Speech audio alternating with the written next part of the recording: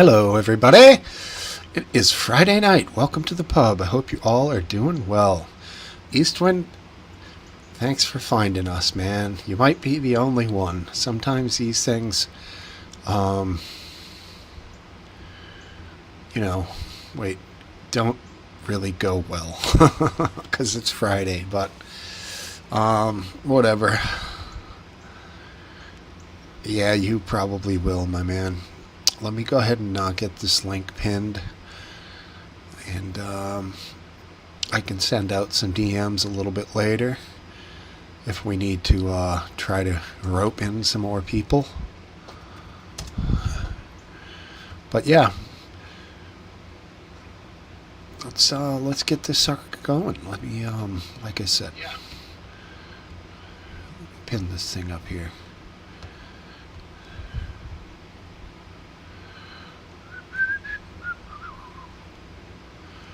Pinned.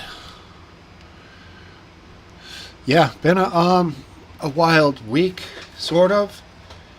Some weird things going on. Somewhat overlooked. I don't know why it is not such in the news more in a more pronounced manner, but this flooding going on in the border between China and Tibet seems quite wild, catastrophic, tragic. Horrible. If we want, we can observe some of those videos tonight, but knowing the type of people that usually congregate here, I'm sure you all have seen them already. But yeah, just shocking stuff. You ready down there, bud? How you doing? All right. Good evening. Good evening to you, man. How was your week? How's everything good?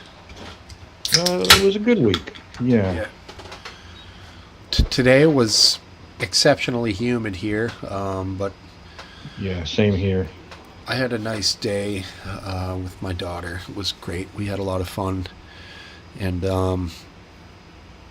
the humidity didn't hold us back. 80 degrees and humid is not too bad. It's No, probably a bit hotter for you, I'm guessing. it was, but it was partly cloudy, and Yep. it's amazing when clouds go over the sun, the it feels like it's 10 degrees cooler. Yeah, totally. We get that too. Did you get the late day thunderstorms? Not yet, and they were around yesterday, but we didn't get any.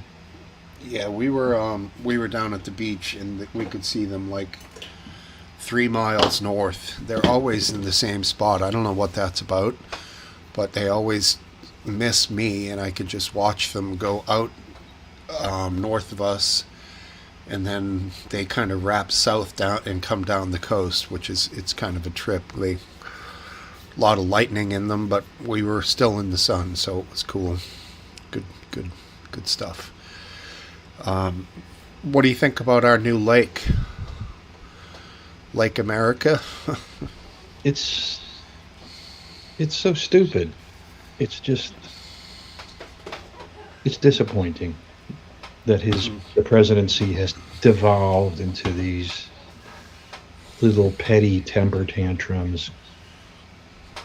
It's It's kind of pathetic, amazing. It is pathetic.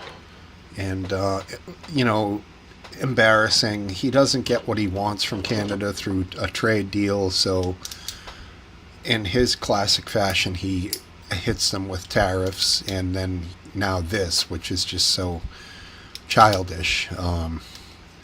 I don't really know what the trade deals were, but from what I understand, some people were saying they were bad for Canada. Did you do any research into that? No, I don't really have any respect for Canada. It might be, it might be the influence of incarnation, but I've lost all respect for Canada. That doesn't mean that I like these tariffs. I don't like these tariffs. But And you say that, do you mean like because of the things that we've done in the past economically, or more because of the decisions that their government's been making lately with regards to the people? yeah, it's mostly the anti-Americanism of Canada. Mhm. Their authoritarian government that does not protect free speech, Mhm. and the acceptance of that status quo by so much of the population. Right. Yeah. It's kind of hard for us to understand why they would so accept it so willingly, and especially I kind of always saw it as Canadians as freedom, like the Northern Americans, but that Right. obviously changed over the last 20 years. Starting with the firearms ban and pistol ban and all this Mhm. sort of thing, and it just seemed like they didn't care. They just folded. I guess they don't have a constitution, so that's not like law for them that to be able to bear arms. But Yeah, but they also don't seem to have a consensus for freedom. mm, They prefer kind of the left-wing view of democracy and freedom, where the state is your nanny and you let them decide who gets to speak. mm, Um, whose speech is hateful, whose uh, who gets to say things that might be controversial. mm. Again, goes back to no constitution. It does, yeah. But even if you had a constitution, if everybody ignores it, it doesn't really have any effect. Mm, I believe Canada does have freedom of speech in their charter or whatever it's called, um, but it seems very, very conditional. mm. Yeah, I don't know a lot about that in that aspect of it, but I have seen a lot of what they've been doing to their citizens lately. Canadians with citizenship and lineage to be Canadians for a long time, not people who moved there, not foreigners who are on their soil, but it seems like Canadians are getting the shit end of the stick here, and Mm. it, By the way, Canada has retaliated with pretty extreme tariffs on U.S. goods. any of those that you can note? I don't remember, but they were pretty. What they should just do is ignore Trump, because he's only going to be around for 2 more years, and Right. everything will go back to rational, or at least closer to rational in 2 years. These tariffs will be gone. Lake America will be Lake Ontario again. Do you think that that would be true if a Republican wins the next presidency? Good question. Let's say Vance wins, for example, Vance. because he's Trump's VP.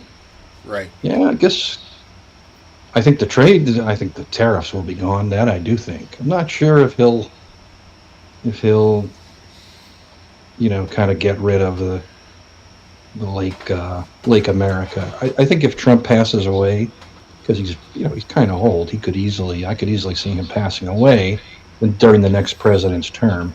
I think if that happens, then yeah, there would be no, there won't be a Lake America.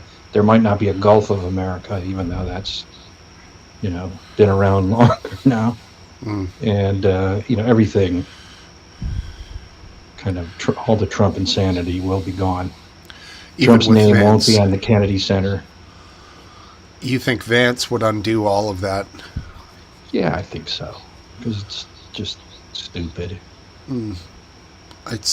I think Vance is going to be the least likely one to do it. I think, although Yeah, I agree. He would be the least likely one. But Ru- even Rubio, there's no point in angering Trump at the beginning of your first term in office. Mhm. So I think he is as insignificant as changing the name of Lake Ontario to Lake America is. It's almost as insignificant to change it back. So, I think when Trump dies of old age, all of his stupid egomaniacal changes will be changed back. Hmm. Yeah, yeah, you're probably right. It doesn't really make any sense, and why he's putting even an ounce of energy into that stupid bullshit. Um, it's so irrelevant.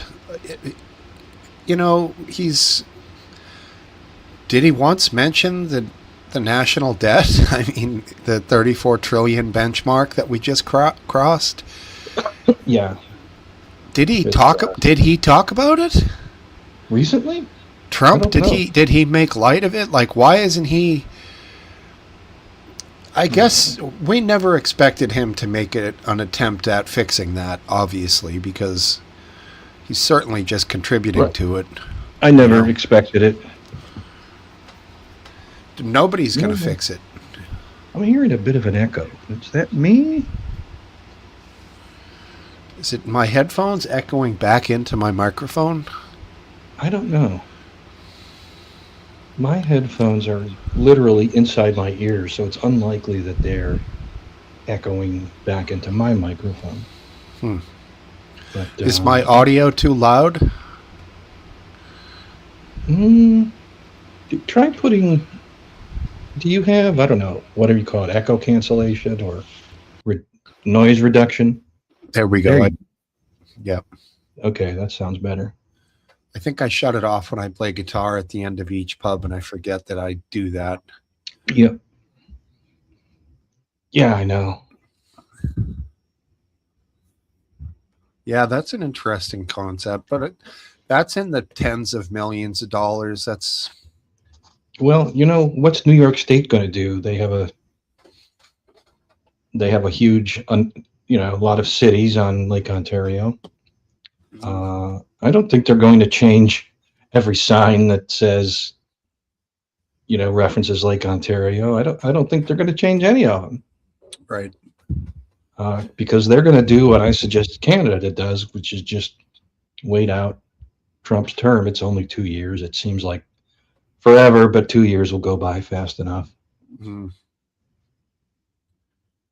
Yeah, I mean, I personally never talk about the lake anyways. It never comes up in conversation for me. So, and I suspect that's the way it is with most Americans. Yeah, I'm sure that's true. I mean, the Gulf of Mexico, yeah, it comes up a little more, but I mean, Trump said, yeah, we've got it. Now we have a Gulf. Now we have a lake. Now, next, all we need is an ocean. What the hell is he going to do? Rename the Caribbean Sea to the American Sea? I mean, what? He can't go with the Pacific Ocean or the Atlantic. I mean, what else is there? You could rename anything. You could rename, if he wants to, he could rename it the Trump Ocean. And you can bet he wants to. I mean, I guess with that, with an ocean, you'd be dealing with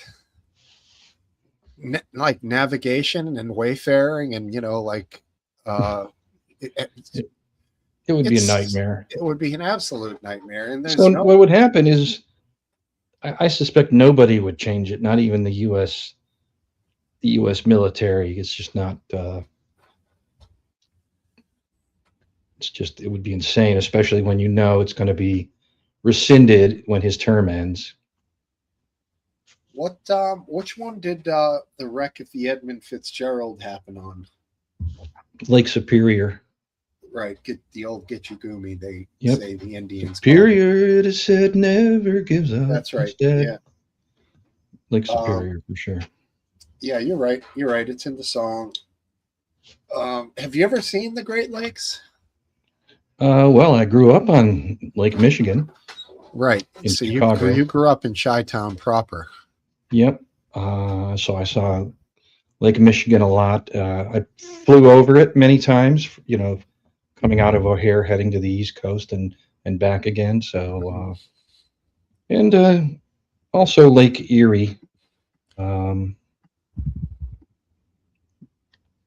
The flights tend to go go over Cleveland, heading to Chicago, and Lake Erie is right there.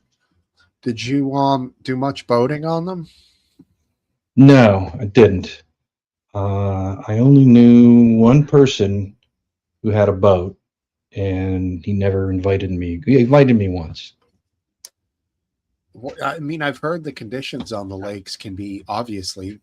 The Edmund Fitzgerald got sunk by ocean-like conditions, so Yeah, they're so but huge you can get damn big waves on them. Big yes, swell. you can get big waves. It's nobody goes out on the lake when it's stormy. It's just even if the waves aren't big, it's still unpleasant at best, and extremely dangerous at worst because it's colder all year. It never gets hotter than like 65 degrees. That's at the hottest point of August, and in the spring and in the fall, it's cooler than that. So that's not Chicago gets hotter than that, doesn't it? It does, but the lake water circulates, I guess. So the lake water, you're saying, never gets above 65. 65 is, I mean, my ocean's colder than that right now. So yeah, you can swim in 65. I've swum in Lake Michigan when it was in the upper 40s, and I didn't like it. It was unpleasant. It's not pleasant. I mean, if you're a kid, for some reason, I used to be able to do it for hours in the 50s, and now I get in it and my kid would be swimming in May, and I'm like, what, are you crazy? And they, I don't know, kids just don't care. But as an adult, that cold is fucking cold. I mean, when I went in as an adult in that kind of temperature, I found my legs were cramping up, which is not a good thing in water. No, not at all. Not at all. Yeah. What is Eastwind saying? All the federally backed highways have to have the road signs changed. I hope not. Yeah. Did they do that in Florida? For the Gulf of America? Yeah. I don't know. Huh. I can't believe it was a priority of Congress, who funds all these things. Right. It was an executive order, and I don't know that it went much beyond that. Mm-hmm. Yeah. Speaking of Congress, you don't early vote, so you've got your Did your primary happen already? Mm-hmm. And so you voted? Yes, I did vote in the primary. And is your state the type where can you request what ballot you want? Or does it automatically go to you what your party is designated as? I'm not sure, because I've never requested well, who knows what I did during COVID? No, I voted in person in COVID as well. Okay. So I've never requested. When you go to the polling station, do they ask you, do you want a Republican or a Democrat, or do they see what you're registered as? And no, they see what I'm registered as, and they hand me the correct ballot. I also always choose the electronic voting. Right. So, it's a different kind of ballot. And so it does print on it, though. So it's electronic voting, but it then prints the result on a sheet of paper. And then I go to another spot where that sheet of paper is scanned in. So that's just to ensure a paper trail in case of electronic failure of any kind. So are you a registered Republican? Yes, I am a registered Republican. You to be an independent, to be honest with you. I am an independent, but I don't, I feel like I don't want to pass up the chance to vote in a primary. And so, no, wait, wouldn't you get to choose as an independent which ballot you would be voting on as an independent? No, you wouldn't. You don't get to vote in the primary if you're not registered. You don't get to vote in the Democratic primary unless you're registered as a Democrat. You don't get to vote in the Republican primary unless you're registered as a Republican. Do you like that? I think It that's seems kind of okay. bullshit. I think it's bullshit. You should be able to be Right. independent and choose what you want to go for. It's Although a party. that does open up the possibility that if you knew your Democratic candidate was a shoe-in and you wanted to sabotage the Republican vote, you could go on and intentionally vote for somebody who would be detrimental to the front runner. You know what I'm saying? Like, Yeah, I do, and I think that's a legitimate reason not to allow crossing party lines for primaries. I think of it as like a club. If you're in the Republican club, you can vote in the Republican primary. uh, If you're in the Democratic club, you can vote in their primary. mhm. But if you're not in the club, you can't vote. It's that. I think of the process, even though it's controlled by the state in almost every way. I tend to think of the process as owned by the parties, and they This get is to say who primary only, votes. obviously. In Yeah. elections, you vote for whoever you want because they're all on the Yes. same ballot. Yeah. So it's different here in Massachusetts. I recently switched my party affiliation to independent because if you're a registered Democrat, you will only ever get the Democrat ballot. And if you're a Republican, you will only ever get the Republican ballot. So I wanted to make sure I could have the choice. And it really, so this time I requested the Democratic one because I know a Democrat is going to win in the Senate. It's not going to be John Deaton. It's going to be either Seth Moulton or Markey. And everyone gets crazy, all red in the face, no pun intended, on the Facebook forums.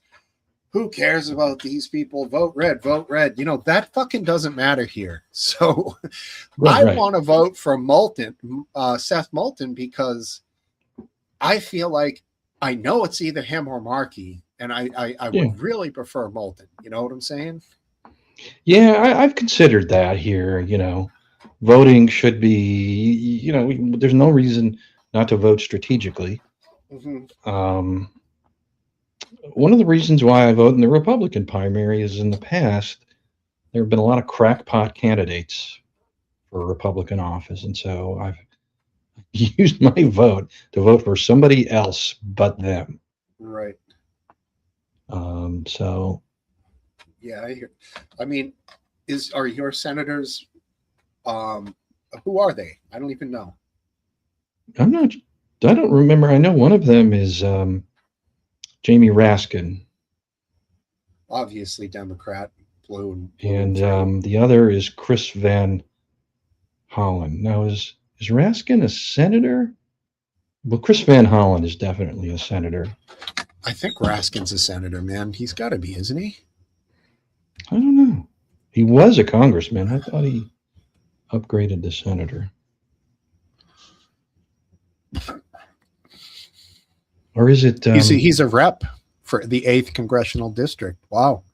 It must be. I think it's Angela also Brooks. Interesting. Yeah, your senators really don't have much name recognition for me. No. Obviously, Raskin has way more. He's actually made quite an impact. I don't really hate or like Raskin, but when I've heard him speak, I think he comes off as a very intelligent person. Yeah. Angela also Brooks is the other senator. Also Brooks? Yes, that's her name. She has also in her name? It's all one word, also Brooks. Oh, all right. It's a strange one. Yeah, interesting.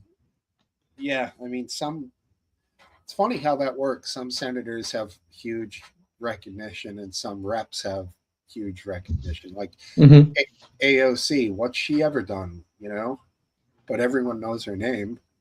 Yeah, she's good at publicity stunts. Right. Like wearing a dress to extremely expensive Met Gala. That says tax the rich. A dress that says tax the rich. Oh my God, how cringe and insincere can it ever get? That's incredible. And I think I think that would absolutely trump their, no pun intended, decision of going with Kamala if they choose her as their next presidential candidate. That would be. I think she has an excellent chance. I would still give it to the smarmy Newsom, but right now, but I think AOC has an excellent chance, given how crazy, how many insane socialists have been gotten primary victories in the Democratic Party. Yeah, apparently there was a letter that went around amongst Democratic reps, basically trying to push out the socialist aspect of the party and get back to the traditional roots. And something like 8 of the 200 plus backed and signed the letter, which is pretty shocking. That Yep. And I don't honestly think that they feel that way, that they just think the party is going that way, so they're going with it, you know? And if it's going that way, then, and they don't do anything about it, then that's the way it'll end up. It's just, I hear people say it's a result of the times we live in, and people are pissed off because of the reality of life right now for Americans, cost of living, mortgage rates, cost of housing. It's that. It's also, young people have no idea what socialism and communism meant to people of my era. So, as the Soviet Union fades from memory, so does the revulsion at their ideologies. Mm-hmm. Yeah, really. I mean,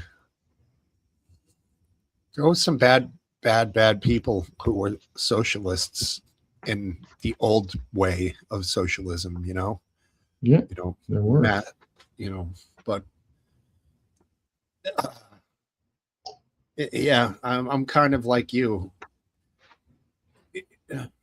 But I also am empathetic to people who feel the way that they feel about wanting to live the American dream and not being able to achieve it, on what they're spoiled. I don't have any sympathy for them. They've been spoiled by their parents, and they have high expectations, but they are living a dream. They just have no idea how bad it can be, and they have no idea how it works. Well, let me put it to you this way. Like, there was a house I was watching recently that was on the market for $500,000, $500,000. Yeah. 2-bedroom, 1 bath. It was about 790 square feet. And it went, and there was a bidding war for it. And it's a piece of crap. Yeah. It's like an old cottage that used to be a 3-season cottage, like Cape Cod style, that somebody threw a heat pump in, and now it's a house with heat, so you can live in it year round. And you're going to buy that with a 6.6, 6.7 mortgage, and you end up paying over the life of a 30-year mortgage, $800,000, $900,000 for that house. It's just the balance. Yeah, well, don't live there. I mean, but there's nothing else. There are other things. There definitely are other houses. Well, and what I'm talking about is what I know of my locality.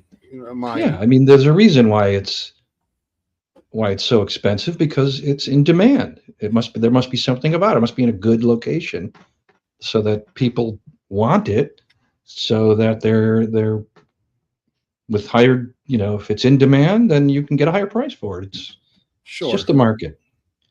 You have and to. the market is bare right now because there's no inventory. We had 30 years ago, the same dynamics were at work here where I live. And cup of tea always has the answer.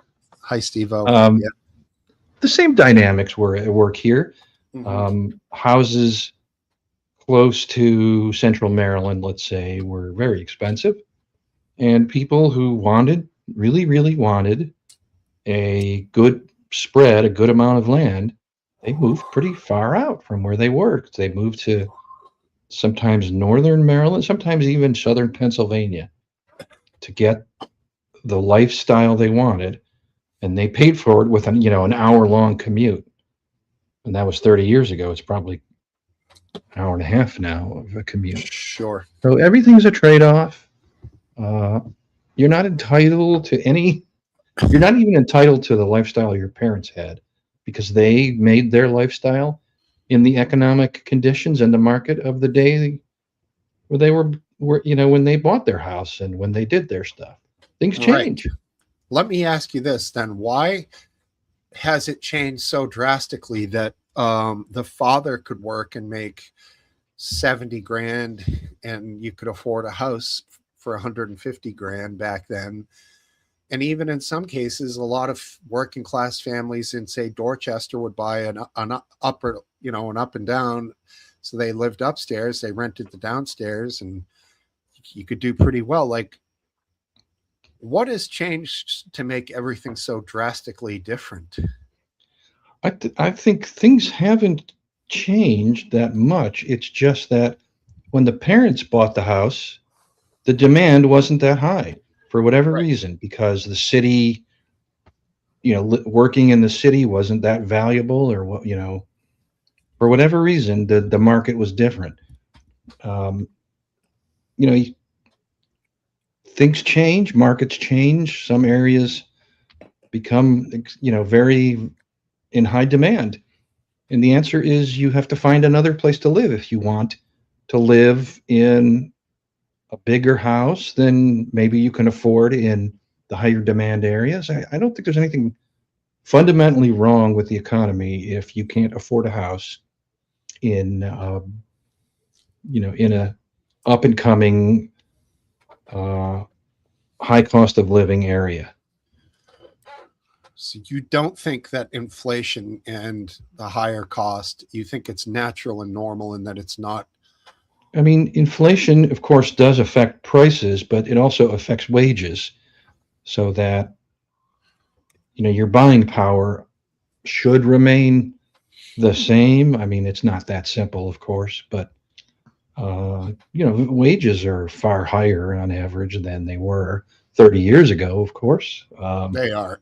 I think that it's out of balance, but hey, Fidlip, how are you? David Lip, Doing What's good. up, How you man? guys doing? Am I Good. coming in Good. loud and clear? you are. Yeah, loud. Right. Yeah, and clear. Just checking that thing behind you. Cool. Yeah. How's it for you there, man? In what way? Like emotionally or physically? Every way, emotionally, physically, weather-wise. Yeah.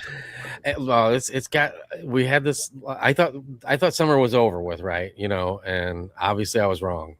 Every year I'm like, oh, that's the last we're gonna see. Oh, that. See you later. And then everybody's like, no. And I'm like, no, because like I'll look at an app and it'll tell me 20 days in the future, and we're done with it. But they were wrong too, because it's been hot as shit out here. Yeah. Sunday looks like it's going to be hot up here too. So you guys are probably going to be scorching.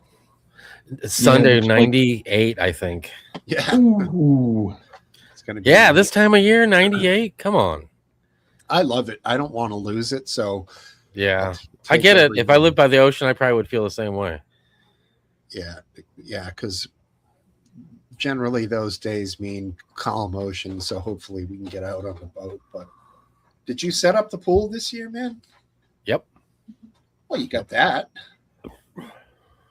Yeah, I got a big blue pool. I got that. Is the water blue or So I green? got no right. I got no right to complain about the heat. Is the water green or blue? You might be mocking it, but I agree. No, actually the water. This year we did switched over to all, and it's the only thing that we changed. So I can't think that this ain't the fix. But we switched over to the like 1-inch pellet chlorine instead of I poured it in there and checked the water levels every day. Yeah. And I've done that for years and tried to keep, put a little bit of this in and take a little bit of this out. This year I didn't have to do none of that shit, man. And my shit never even got a tinge of green. I've only hosed out my filter like 4 or 5 times the whole year. Wow. I used to have to do that every day, and it was just like it was disgusting. It looked like an ivy, roof on a house. Sure. When I would pull it out of there after So one you're day. saying you use the little floaty thing that has the tabs in it, or you put those? Yes. So it's bobbing around your pool the whole Yep. time. Yep. Yeah, those Now, are great. if I you're just keep that thing concerned, filled up. if you're Go ahead. concerned about health effects of chlorine, you should switch to a gamma ray source to nuke the pool every day. That would take care of everything. I It wouldn't haven't leave heard of any- that. Wouldn't leave any real. It's probably pretty expensive. And Well, Like you're Yeah. serious? no, I'm not serious. I'm like, I don't know where he's going. I'm not that bright of a guy. I don't know if he's joking or not. They've actually proposed. I'm like, I don't remember seeing that at the pool section at Home Depot. There was actually a proposal to use gamma irradiation to treat food so that it would last longer because it kills all the bacteria. But people were a little, the consumers were unlikely to purchase such products. it I wonder reminds me how of twins. Robert Kennedy would feel about it. Yeah, not happy. It reminds me of Twins when he microwaves the microwavable lasagna, and Arnold's like, "I love nuked food." It's so stupid. That movie was horrible, but I actually don't think pretty I've seen great. it. I don't Twins, think I've seen it. No, I Danny don't think I ever DeVito, saw and it. I mean, I know what it was about. I just thought it was like that throw mama from the train or whatever. That seemed totally stupid too. So I never went and saw that. I about- love that. how about I love that. Kindergarten It was Cop? stupid. I've never seen it. What? No, I always wanted What'd to you- see that. Which movie? Smoke Steve? Kindergarten Cop. Nope. All right, let's keep naming obscure. Which is the Schwarzenegger one movies. that? Which is the one that he won after the It was like Christmas time, and he went after the the toy for his kid. His kid wanted it, and I think he fought with another washed up comedian during. You don't know what I'm talking about? It was like a That's- Christmas movie. That's a Seinfeld episode I know of. but- No, it's a big Arnold Schwarzenegger movie. It was like his big Christmas one. You guys are looking at me like, what is he talking? Yeah, shit, dude. It was like I a don't huge know. movie. 3 Men and a Baby. I think is what he Jingle All said. the Way. Is that what it's About- called? I don't know. I don't know. Did you ever see Red Heat when he's a Russian police officer who teams up with Jim Belushi in Chicago to catch a Russian gangster? That's a good one. No, I sure No. didn't see that. All right, let's keep going. You both have definitely seen Total Recall. Oh yeah, and I'm not loved it. sure. I'm not sure. Total The three Recall. titties. Three I don't titties. have total recall of seeing it. Great movie. Yeah, we won't talk about that one. Was that He's Having a Baby? I think. I don't know. I don't know. Why did I say 3 Men Yeah, and a Jingle- Baby? Jingle All the Way. Yeah, Jingle All the Way. Never saw it. Yeah, weird. that's the Man. only one I saw. Commando. Commando was good. Predator. That was badass. I like that too. That was a good movie. And for years and years, I didn't realize that the Predator and Alien connection. Did you guys know about that? Nope. No. I never So saw the- any of those movies, like Predator versus Alien or whatever. That just sounded stupid too. Well, Did you see The Pre- Alien? Yeah, liked it. yeah, the original was Sigourney Weaver. She was. And the yeah, second one was good too. something. Second one, Aliens. That was good too. exactly. I saw that. That might, they're two totally different movies, but I liked it equally as much as the first one. So the concept is that the predators pretty much just want to hunt and fight. That's what they get that gets their rocks off. So they actually created the aliens, and they would unleash the aliens on planets, and then the predators would land, and it was their game to go around and kill all the aliens. So Oh, yeah, and it took me a long time to realize the connection between the two. And they was would that the original connection, or is that the connection that they brought up when they wanted to join the two for a new franchise? possibly later, but I don't know how it went in the books. But in Predator 2, they show there's a part where the intelligence guys are going through and showing them all the turbulent times in history that they theorized that the predators would show up because they were attracted by war. And yeah, like that's why they showed up, I guess, at that time in that jungle in the original Predator movie. I don't know. Predator 2 was actually kind of cool. I don't know if you guys saw that. Danny Glover. I don't think I did. Nope. That was a pretty good one. And in the end, he fights a predator and he beats him, which was kind of hard to believe because it's Danny Glover. I never thought he was all that tough, but Yeah. he fights him like, I think, with just a small knife or some dumb shit, but whatever. Yeah, because in like Lethal Weapon, he's always like the voice of reason and standing back, not doing the crazy shit. Yeah, exactly. I'm gonna grab a beer. I'll be right back.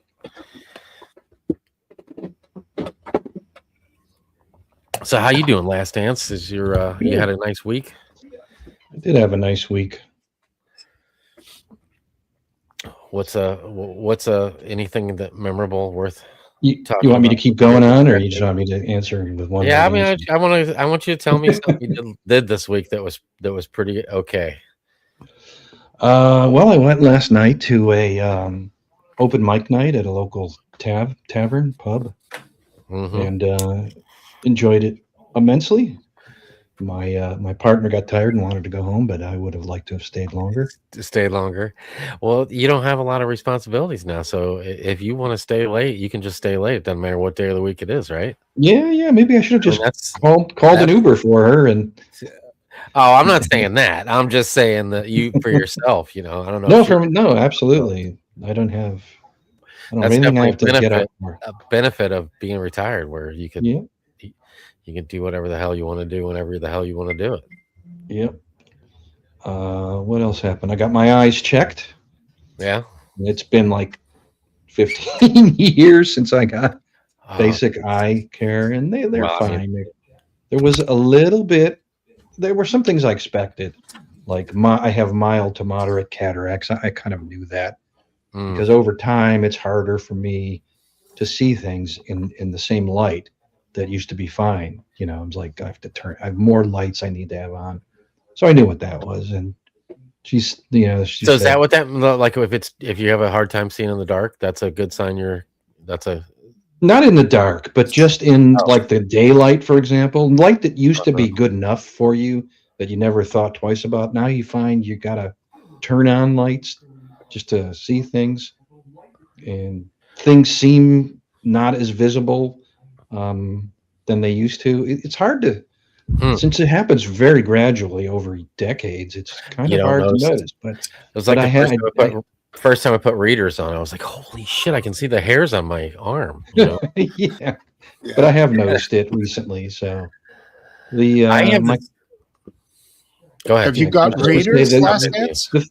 No, I don't. I should, but I was concerned that I had glaucoma based on some symptoms, and they did the test, and I do have elevated ocular pressure, but the nerves look okay. So they're going to do some more testing next week, but I'm not worried. I can take drops if it's bad. It's not too terrible if it's, if I do have it.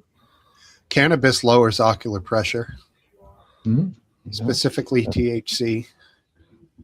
I'm not going to use it, but thanks for the info. You don't like it. not someone who uses drugs. Is it legal in your state? It is. There's both medical marijuana and recreational marijuana. And you That's consider, legal. do you consider tobacco to be a drug? Absolutely. Okay, fair enough. So you're like kind of straight edge except for whiskey. But you Pretty consider much. whiskey, you consider alcohol to be a drug. Absolutely. But All right. I've always said, don't expect me to be consistent because I don't care about being consistent. Yeah, there is literally zero consistency in that, but Yes, I acknowledge it. all right. And I'll drink some whiskey to it. Here's to your Oh, yeah. consistency. Cheers to I'm that. gonna do a line of blow on my arm just for you. Yeah. Exactly. And I have no objections if you do. Just Be don't like demand that our- I do it. Be like RFK and do it off of a toilet seat or whatever he said in that interview, which he actually did say. He was a heroin addict too, Yeah, wasn't he he? was a heroin addict, I think. Smack. Pretty sure. Pretty sure. It's pretty bad. He's where he is now. I don't know. I don't know. What do you guys think about what they said about vaccines and spacing them out, making that a law? Making what a law? I feel like you cut out. Law? Space. Well, they're going to make pediatricians space out vaccinations now and not be able to give multiple. Like one that's common is called the MMR, measles, mumps, and rubella. And now apparently they're going to make it so you can't give them all in the same shot. Which inevitably, what's going to happen is you're going to have parents who are going to miss one, or because let's face it, in Yeah. this day and age, most families, both parents work. If you can't take the kid in to get one shot, now you have to get three. People are going to miss vaccinations.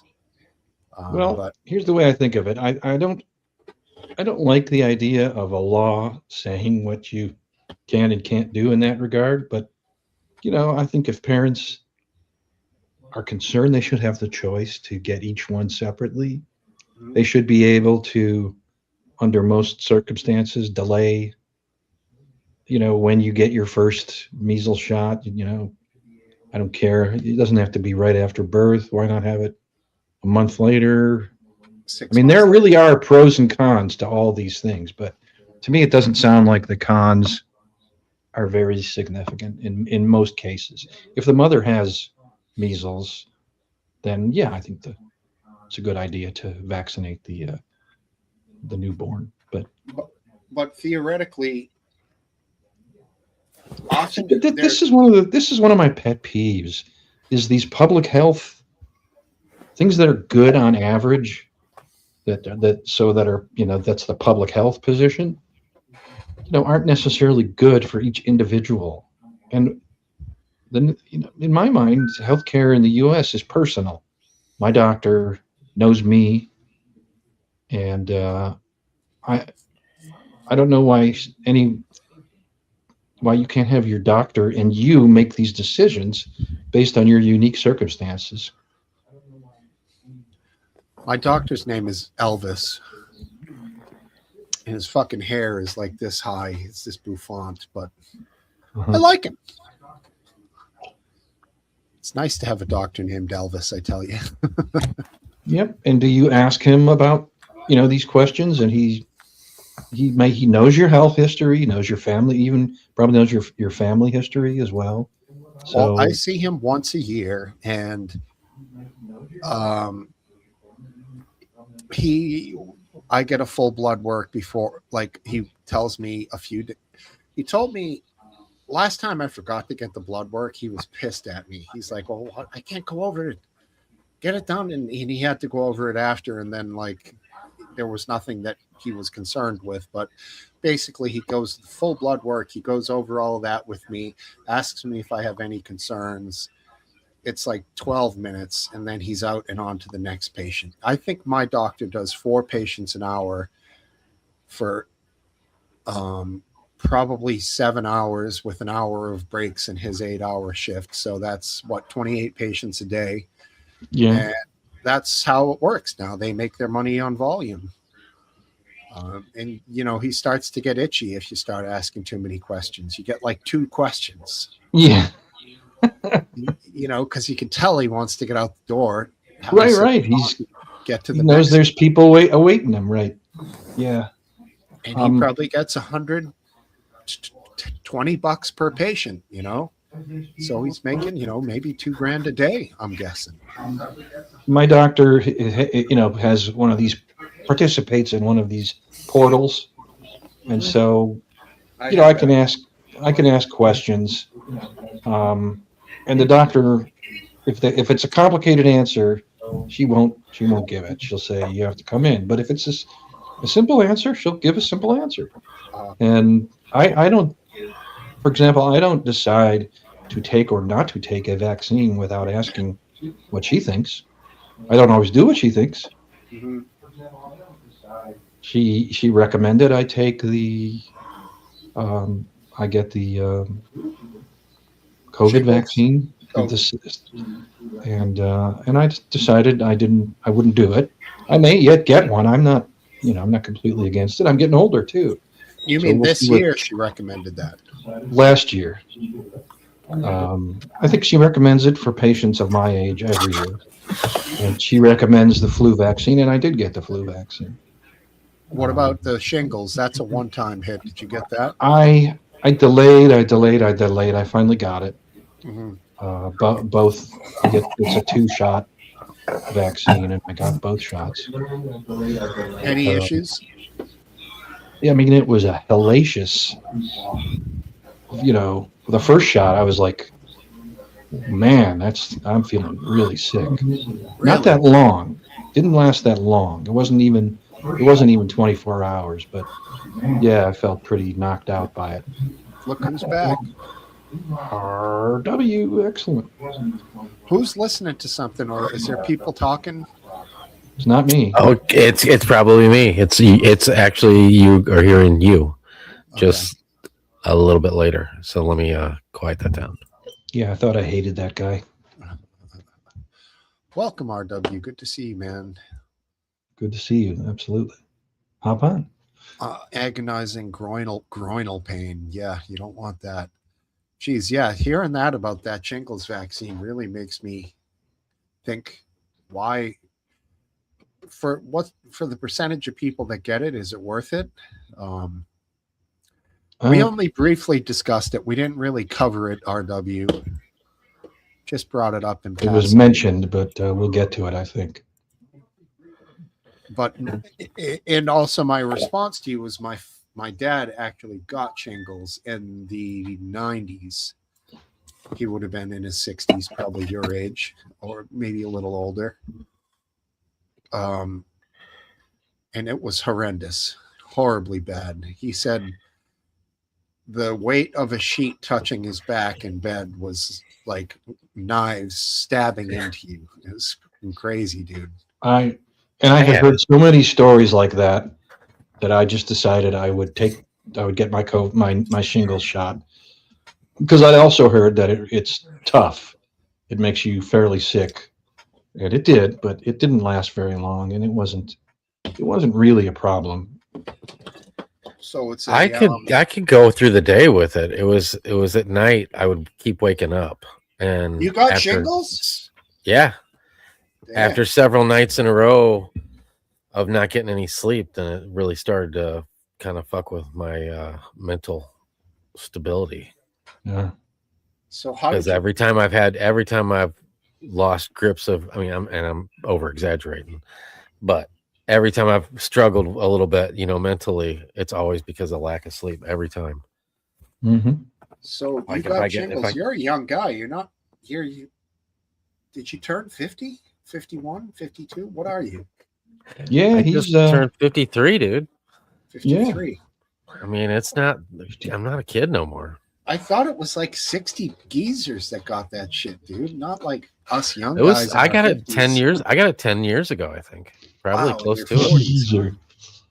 I think it was stress related. You know, there was a lot going on in my life at the time, and I think that has a lot to do with lowering your, because I guess this shit hangs out, you know, in your spinal cord. I mean, I'm no doctor, so Mm, I'm definitely giving you the layman's terms. wow. But from what I understand, it's like inside your spinal, because you could, like, he touched like spots, and it was like a nerve that it followed going out my shoulders, and that's where it was all like coming out at and itching. So It's kind of freaky, man. You touch up here and you can feel it like back in your spine. It was like really freaked me out. is it the chickenpox virus? Yes. There's some connection to it, yeah. And I had that too. It's the herpes simplex virus, which is chickenpox, and it hides in the nerve cells. Huh. So were you better to get chicken? Everyone used to have fucking chickenpox parties when the kids were little to make sure everyone got it. Like that was better to get when you're small. Was that all a complete fucking fallacy? Like that maybe you didn't want to get it? Yes, it was a complete fallacy. Why don't you? I'm gonna call up my mom, and you can tell her. Yeah. Listen so here, was, Grandma Lip. Listen would here, Grandma never- Lip. I would So- never show such disrespect to your mother. Grandma Lip. Grandma Lip. Yeah. Wow. Crazy, yo. So that was really bad for humanity. Those chickenpox parties. It's just perpetuating this damn disease. Because there was this thought that was probably wrong that getting it while you're young, it's not as bad. It usually isn't bad, but sometimes it is bad. And it's bad. It's bad frequently enough that it's not a good plan to get intentionally sick when you're young. Mhm. Hi, wife. No, yes, I totally remember that. Yes, I think I do. Eastwind, does he not? He hadn't heard about that. Maybe it was a little before. I think Eastwood is in I would have to guess it was 78 in my household, somewhere right around there. the chickenpox party. So yeah, it would have been a 70s thing. I don't think 78. I don't think I was a part of any of those, but I do think I got chickenpox, but I don't really remember it. I don't remember it being. I just remember me and my brother got it at the same time. You had covered in spots. Yeah. I think one of us got it, and my mom was like, "Why don't you sleep with him? You know, keep him company while he's sick in there." Huh. Okay, I'll take care of him. Come here, brother. You know. Yeah, crazy. Yeah, so I mean, RW mentioned the flooding. We can get into that. I don't know if he left or he's coming back, but do you guys have anything you wanted to? That shit's fucked up though. It seems like there was a movie when I was a kid called Jason and the Argonauts. Yeah. And it was like super like fake looking at the time, but I thought it was just incredible. You know, I was like, "Oh my God, look at this. This is so real."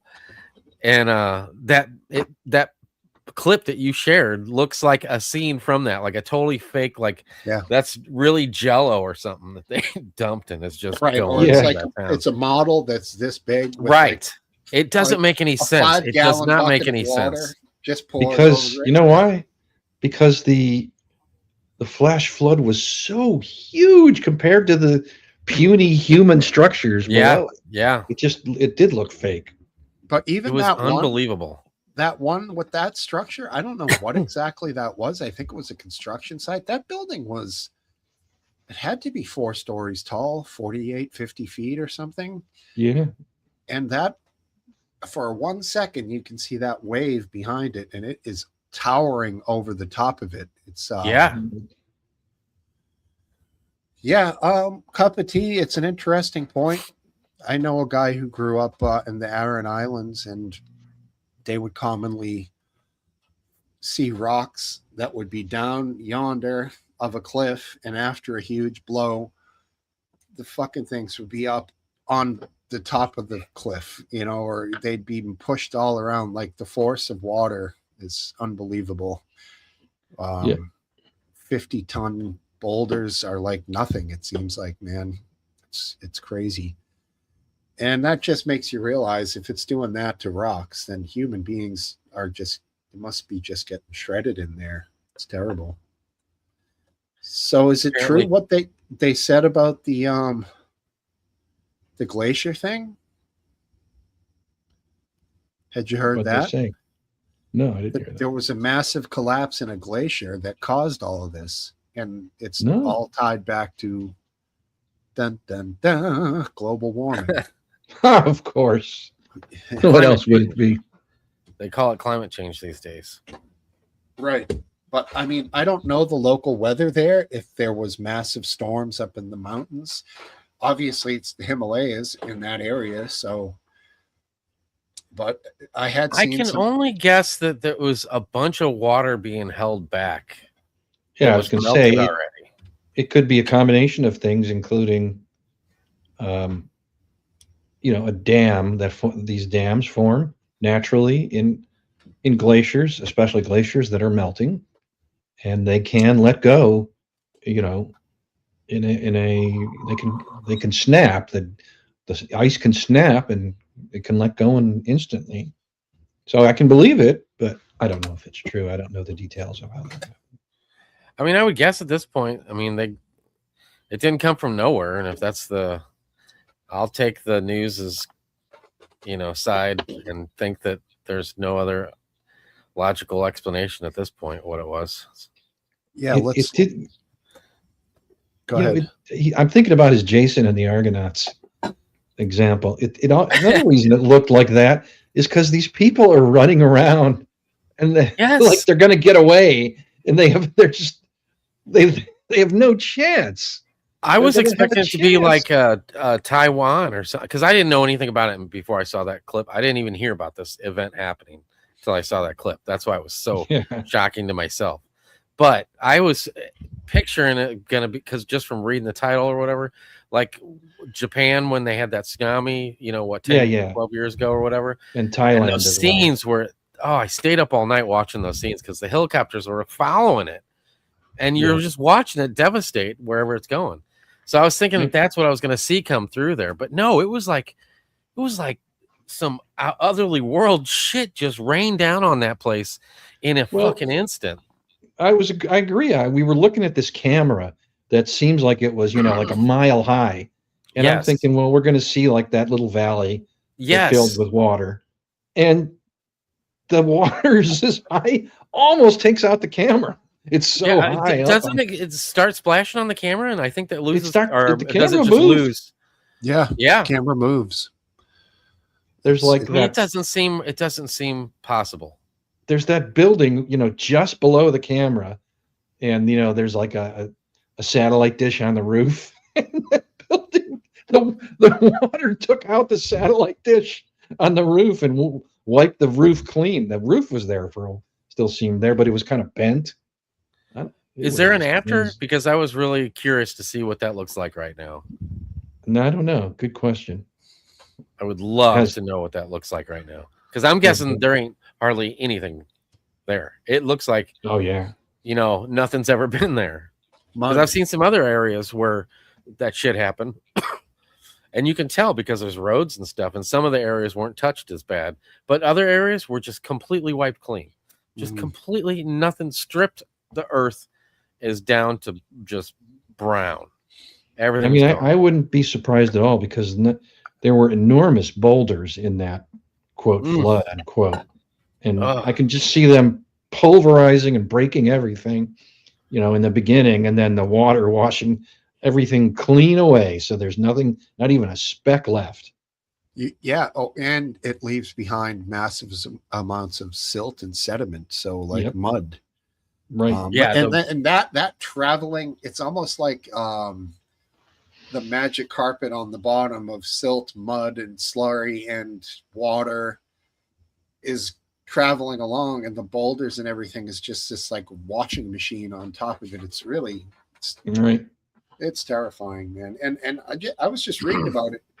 It's already got a Wikipedia page, but there's all kinds of scientists right now, USGS and European and all kinds of brilliant minds going over it, and they're not really coming up with a concrete explanation of this event. I hope it Even I hope this it far, was, this far into it.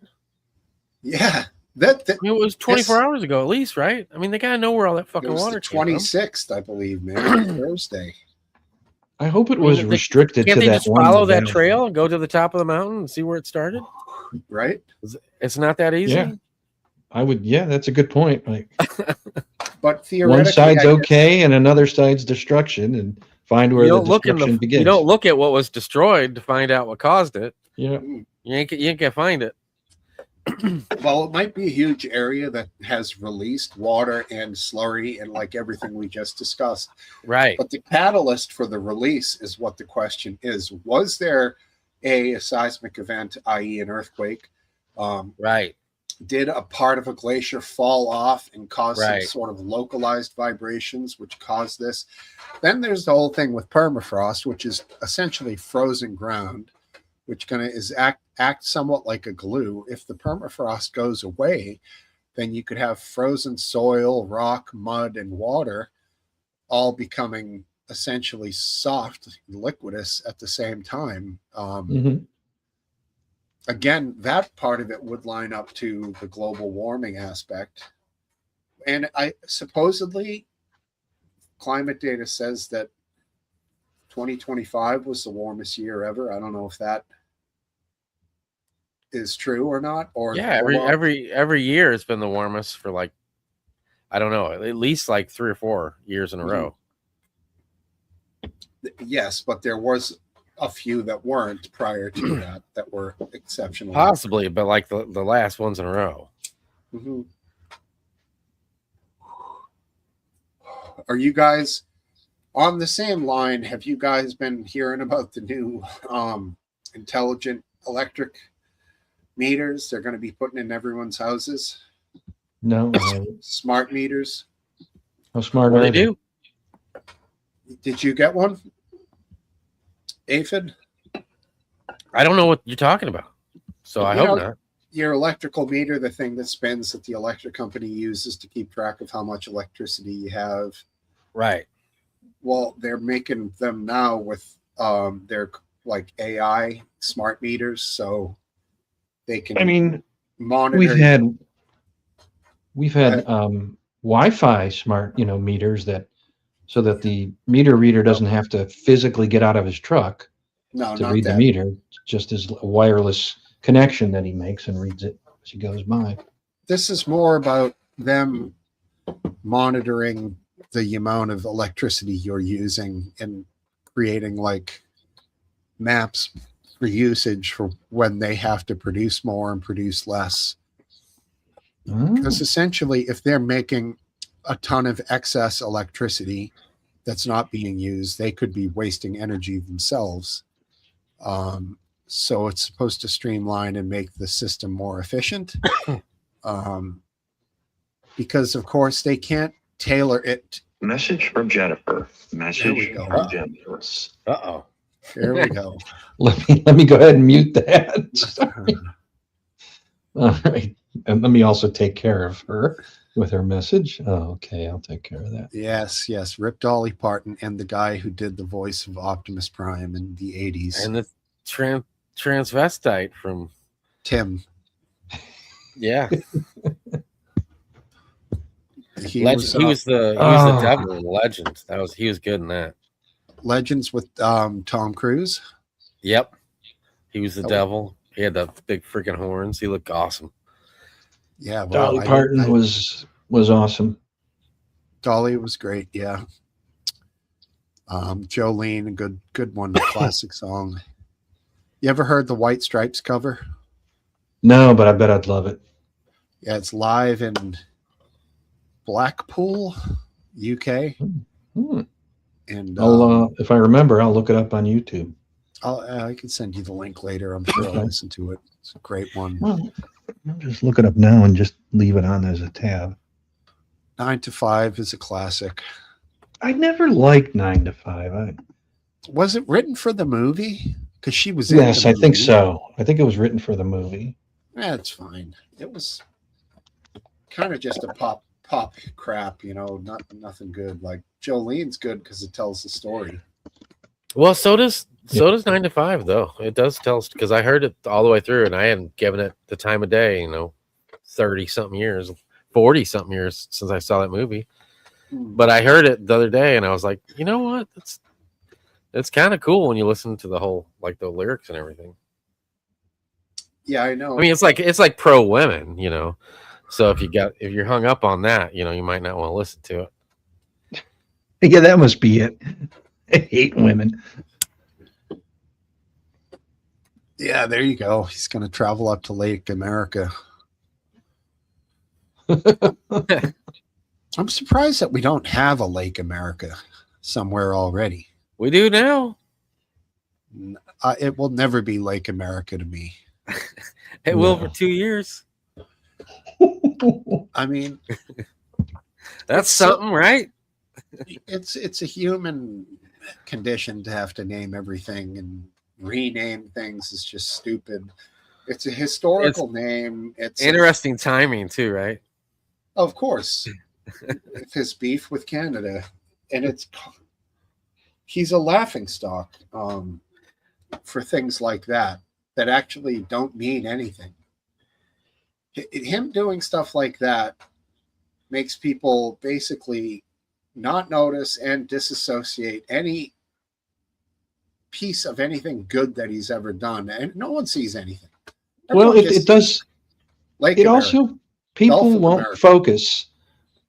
People won't focus on the substance of his Canadian tariffs and the reasoning behind them. Maybe that's his plan, but if he thinks that he has a good case for Canadian tariffs, he's not helping it by having this little hissy fit, because people are going to focus on his changing the name of Lake Ontario to Lake America.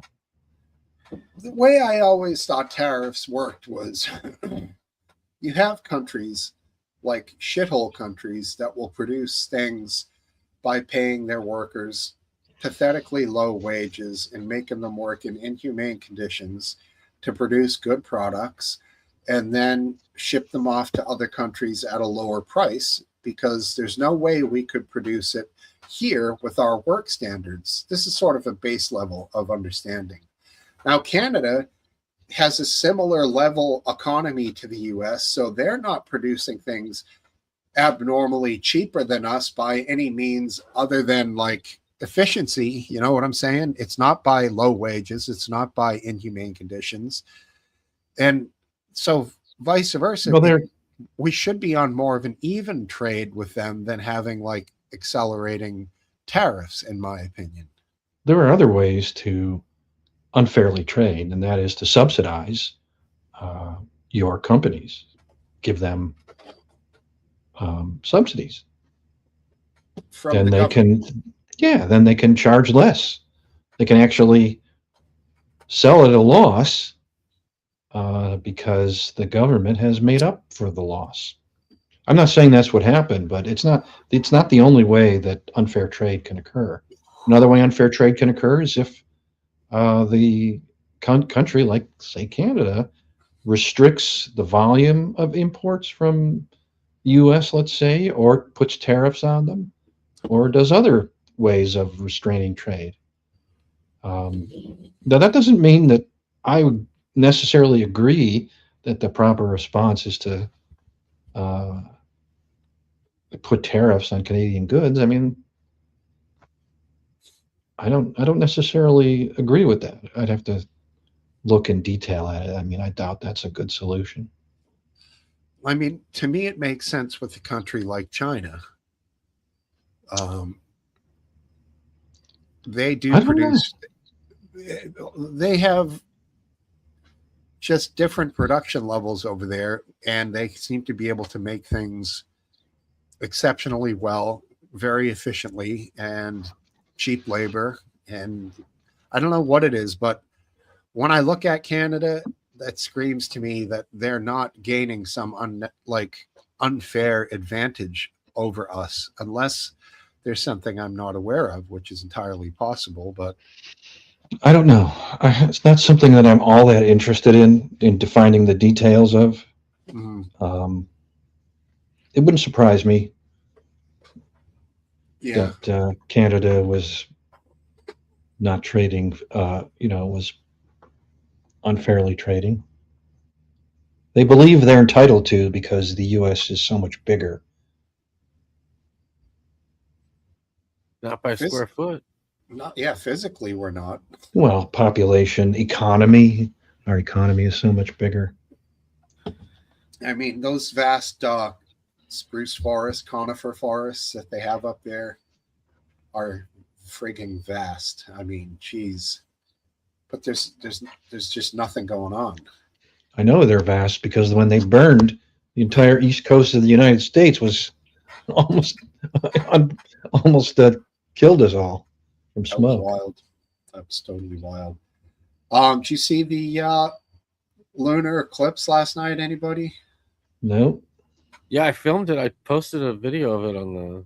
Yeah, I saw saw that. that. That was awesome. Did you That, did you wait till the end? Because that's Yeah, I did. that was ballsy. no, actually, anytime there's any talk of a any kind of eclipse, solar, lunar, whatever, my buddy posts that in our group text, and it gets me every goddamn time. I mean, it And basically I watch looks it like till the end, and I'm like, what was he doing?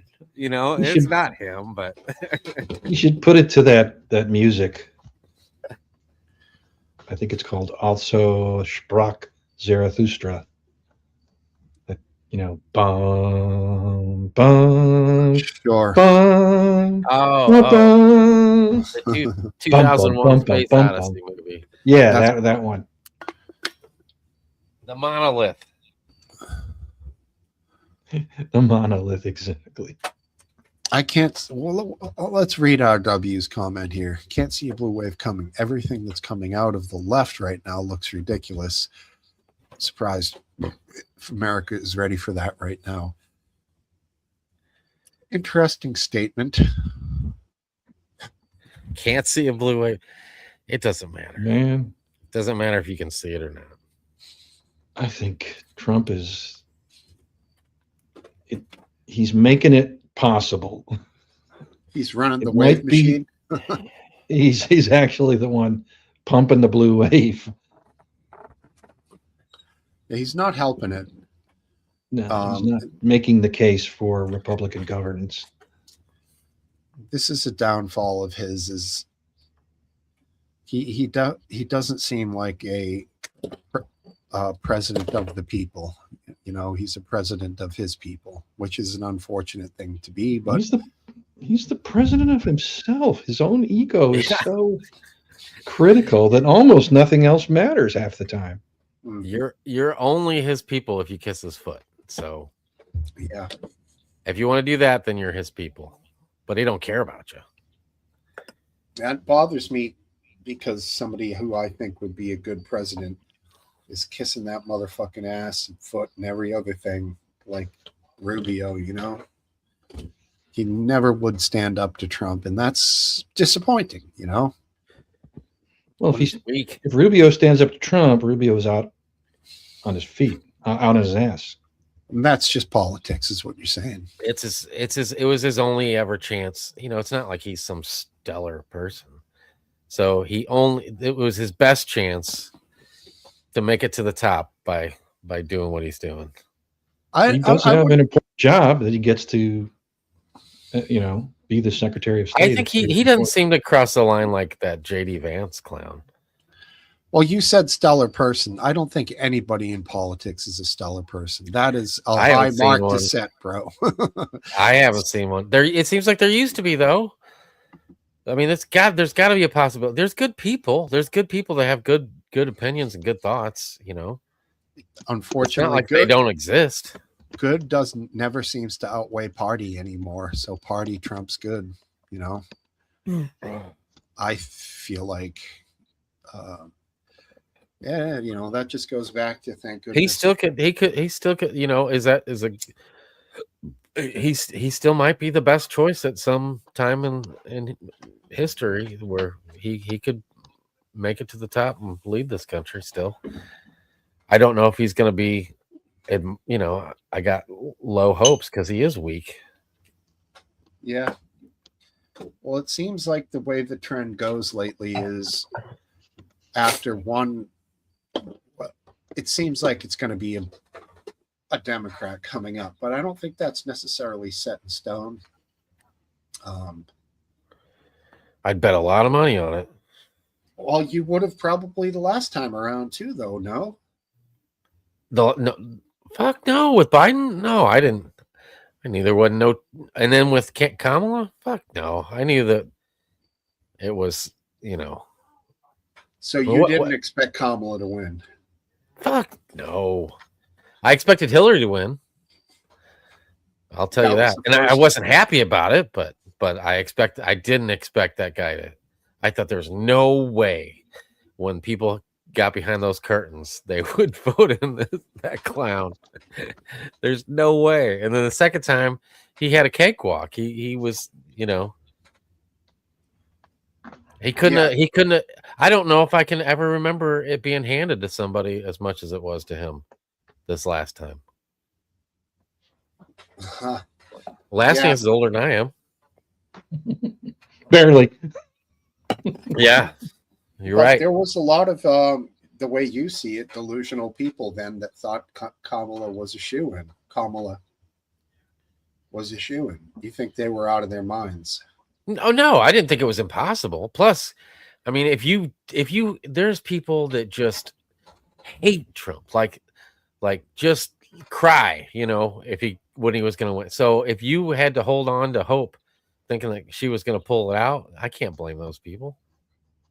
So do you think? I don't think they were delusional, and I didn't think it was like a shoo-in for Trump. But if he ever had a chance to get back in, that was his chance for sure. And a major contributing factor was his opponent. Yeah, absolutely. I think she was weak. She was a weak opponent, and the whole thing was a shit show. Biden, the whole thing was a shit show. Biden dropping out after the fucking primaries. It was just the stars aligned that way, though. I don't see. You know, I don't know if I blame anybody. You know, you got to wonder though if they had the one you want to blame would have to be Biden, and he was just too stupid to see it. You know, he didn't want to let it go. It'd be hard if you're the leader of the free world to just be like, no, I'm too old. I gotta let somebody else do it. Come on. When you are the most powerful person in the world, that's a tough pill to swallow. Sure, it's a tough pill to swallow, but his party should have known better. For example, if you had a traditional run-up to an election and you had the primary debates with the initial ones with 8, 9, 10 people, or 5, 6, 7, or even 3 or 4, with Kamala being one of them, it's an entirely legitimate possibility that she would never have gotten more than a few percentage points in that primary. You know, there's no chance she would have beaten anybody else. That's what I'm saying. Like the fact that it got to the point where political pundits were saying they have no choice than to choose her. And I'm sitting there saying, of course they have a choice. Pick somebody else or have a few debates. But yeah, right. Just even if it was just a week or two to prepare, so what? Right. You're getting thrown into the president of the United States. You better be able to fucking get on your feet, you know, right. Whether it's 24 hours. Get on that stage. We're going to have bunch of people, whoever wants to get on this stage, we're doing it, you know, right? Let it take over 48 hours and each person does it until it gets narrowed down to, you know, and in 72 hours you got your answer. But no, there's a bunch of fiddle farting around and and it's a bunch of, well, this is how it's been done in the past, and and that's why they were in that mess in the first place. You can't. It's not like they could have had when Biden didn't get out. It's not like you could have had 8 or 9 people get on stage and be like, well, we don't think you're a good fit, even though you're the sitting president of our party, and we're going to go against you, because they would have had to go against the president of the United States. So it would have been tough for that to work. Right. But it was also their own ridiculous virtue signaling of well, not only is she a woman, but she's black. We can't not have her be candidate. Where, like, in other words, they're saying this would be a lot easier to pick somebody else if she was a white male who was not that good. But because she's a black female, there's no way we can not pick her. Well, which is such a fucking stupid way. She was the vice president, though. That's So what I it's was not going to as- say. The it's reason not they like have she to was pick her is just because she was the picked vice president. Yeah, it's not Well, like she was obviously just picked out of a crowd. No, She no, was no, the I vice know that. president. That was the Right. original sin, picking her Right. to be the VP. That Right. was a big mistake. Possibly, but Just like I John think- McCain picking that stupid woman for his choice. But I my was point so of it is, him Sarah Palin. pro yeah. McCain. my point of it is the requirement of her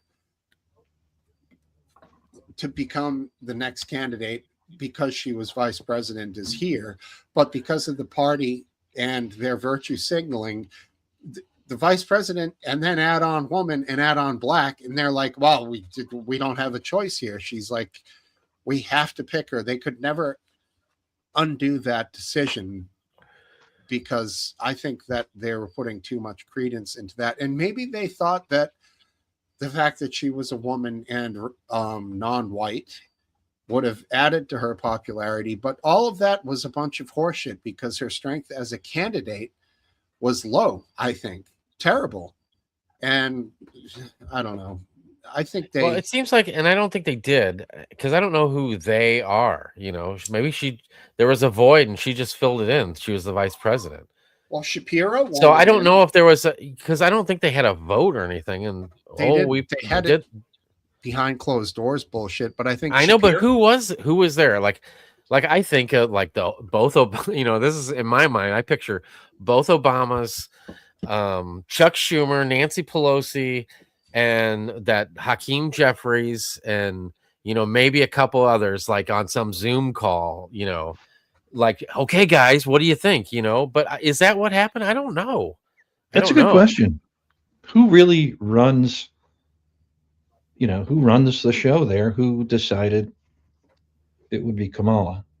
That's what I'm saying. It possibly was a void, and she just stepped up and was like, well, yeah, I'm the vice president. I'm going to run. So what are you going to do about it? I don't think it was a void. I think there was intense internal debate on who it would Well, be. I'm sure there think was, she but I don't know if they could go against. If she says if she's the vice president, she's the incoming vice president. They just said that the old man ain't going to be able to run. What are you going to do? And she's so to go against her, it would be a big step that they would have to do. It's like kicking him out in the first place. This is true. I agree with wife on this point. She not saying in an interview where she would not do anything differently was a terrible, terrible strategy. Yeah. Her not saying that what he did was a mistake. She could have used the same excuse they always use. Well, I'm my own person, and those weren't my decisions, but I backed him fully. She could have said that. I don't think there's any.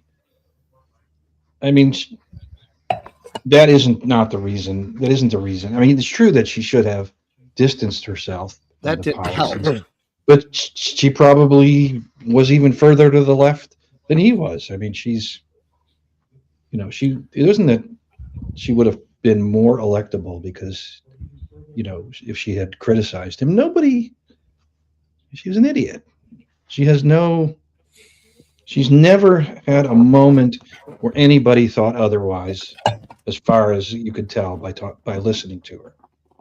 I got one for you, who I personally think would make the best candidate for the Democrats and the best president that the Democrats, if they were to get elected, could have. I believe he was Obama's chief of staff, Rahm Emanuel. But I think he would be pretty good. Was he born here? I think so, yeah. Do you guys know anything about him? He had something to do with Chicago, didn't he? He's a Chicago Paul. Yeah, And I know he was Obama's right-hand man. yeah. I think he was mayor or he run for mayor, or he was mayor. I don't know that much. I think he was mayor for a short time, maybe one term. To me, he's a little bit. Mayor of Chicago from 2011 to 2019. 2 terms. Then maybe he was not the chief of staff for Obama. I probably got that wrong, but He was right there for sure. maybe he is a little more of the old school Democrat, or at least that's Born in Chicago. Yeah, I think going this extreme, if we get somebody with fucking purple hair, I'm calling it in. Purple Well, hair, I mean, purple hair. let's not say purple hair. Let's say AOC. Yeah. She's a very likely candidate. I don't know what the prediction markets have. RW might know that. That would be such a huge mistake. Huge is right. That's why I said Rahm Emanuel or the like. Another person of that. Cut from I that think rib would be I'm Shapiro. Shapiro is good. That's the guy up there, right? She's the governor of Shapiro's Pennsylvania. PA. Yeah. Right? Yeah. I mean, if Fetterman didn't have a stroke, but Fetterman, they hate Fetterman. He's out. No, I mean it doesn't mean that. I mean, look at Trump. Every Republican hated Trump. Yeah. They all secretly hate him too now. slowly. Yeah, I know they do. Well, Everyone- not all of them. Not all of them. There's some No. that are. All the ones that hated him before hate him just as much now. No, yeah, I'm saying the new crop. They think he's cool as shit still. Yeah, the MAGA crowd. Yeah. Yeah, I know. They're deranged. Who do they like? Trump. Mike. Oh, yeah. Well, those people seem fewer and farther between these days. They do. They really do. For the first time, and since Trump first walked down those golden stairs, I really think that there's a widening, crack Exactly. in the Republican Party. Now they're attached to him by the fact that he's still the president, but there isn't there isn't any more adoration of him or vitriol. It's sort of just like he's there, and well, we got him, and we got 2 more years of it. So I think the more important thing right now is the Supreme Court than the presidency. But I don't know what's going to happen after this presidency ends in Iran. There'll be an agreement, Immediately, and Iran will get to get their nukes back because they'll recreate them, and nobody will do anything about it. That's what the result will be. right? It's pretty much what Trump is offering, but Did you guys hear about the video that Iran made regarding Barron Trump? no, It's pretty bad. I'm not surprised. And it lists like the places where he's often frequently seen. I believe he's a student at NYU and various other places. And they're basically giving people the idea of where to go to find him to do, bad things. Mm. And, the Secret Service is aware of it. And but hell, we blew up their supreme leader. Yeah. And then I think the more, did we get another supreme leader or like a bunch of other guys in there and people in his family? So Yeah. in theory, if we're doing it to them, doesn't that Yeah. make it a legitimate act for them to do to us? Well, it wasn't Yes. legitimate for us to do it in the first place. Yeah, I think I don't think, tit for tat is legitimate. I don't know that I would compare their leader to Barron Trump. Maybe Not their leader. their leader, When they their killed, leader to our leader.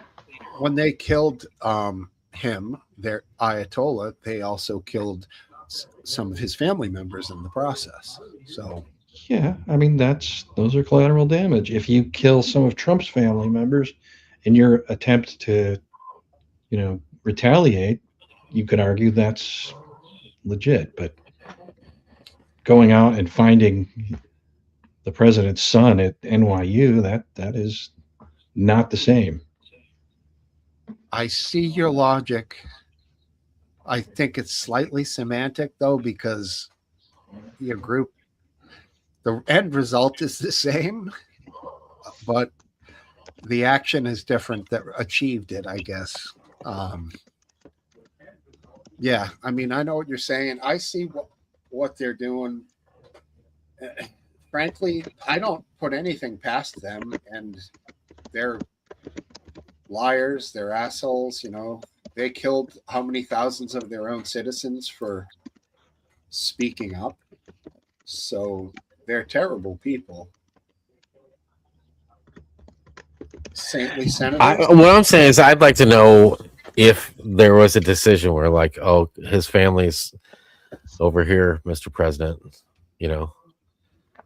we'll bomb the fuck out of him, if that happened or didn't happen. Because I wouldn't be surprised if it happened that way. I wouldn't be surprised if they said, we know exactly where he is. There's family members there. They're most likely going to die too. And he would have just said, kill him. That's all we care about. Because that's kind of how it is in war. It's okay if it's collateral damage, as Last Dance just pointed out. But going individually for the family members before or after the fact is sort of like, I guess that's a war crime more so, because they're not combatants. It doesn't matter if it's a war crime. It's all about who has the most power. This is nation against nation. There's no Supreme Court to arbitrate disputes. It's raw power versus raw power. Right. We're not going to put people up in the Hague for fucking this sort of thing, but it's more in our theoretical discussion of it. And the ethics of war are sort of, they're so like, it's literally foggy. It's okay to kill them if you kill them when you were intending to kill the main guy. That's okay. But if you go on after them individually, that's not okay. Therein lies the fog, Our president is also the commander in chief of our armed forces. So yeah, he's a military target. I just think, we're going to do a damn good job protecting him, unlike the Iranians, who can't really protect their leader from us.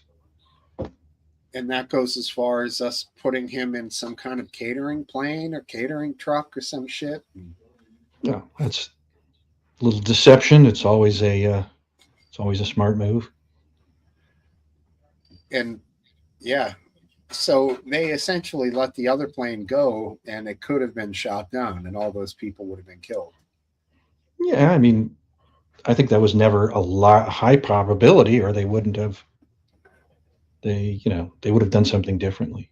He wouldn't have stepped one foot on that plane. You wouldn't have flown. Right. We're talking about Air Force One that still flew, and everybody was under the assumption that Trump was still on the plane, but in actuality, he was off the plane. Technically, Air Force One is whatever plane the president is flying on. Okay, fair. But he didn't use that call sign. It's a call sign, and they didn't use that call sign for the plane that he was flying on in that case. So does that go the same for any helicopter he's on? Is Marine One? Marine One is whatever helicopter he's on. There's more than one helicopter of that type, this Sikorsky, whatever, that the president flies on. But whatever one he's on, it's Marine One. There's more. There used to be more than one Air Force plane, the 747, that the president could fly on. But whatever one he was on at the time was Air Force One. Well, why don't they make some kind of a big ass plane with like a couple of GE miniguns, some rockets, a couple of recoilless rifles, all kinds of weaponry on it, visible? Why does it have to be this airliner?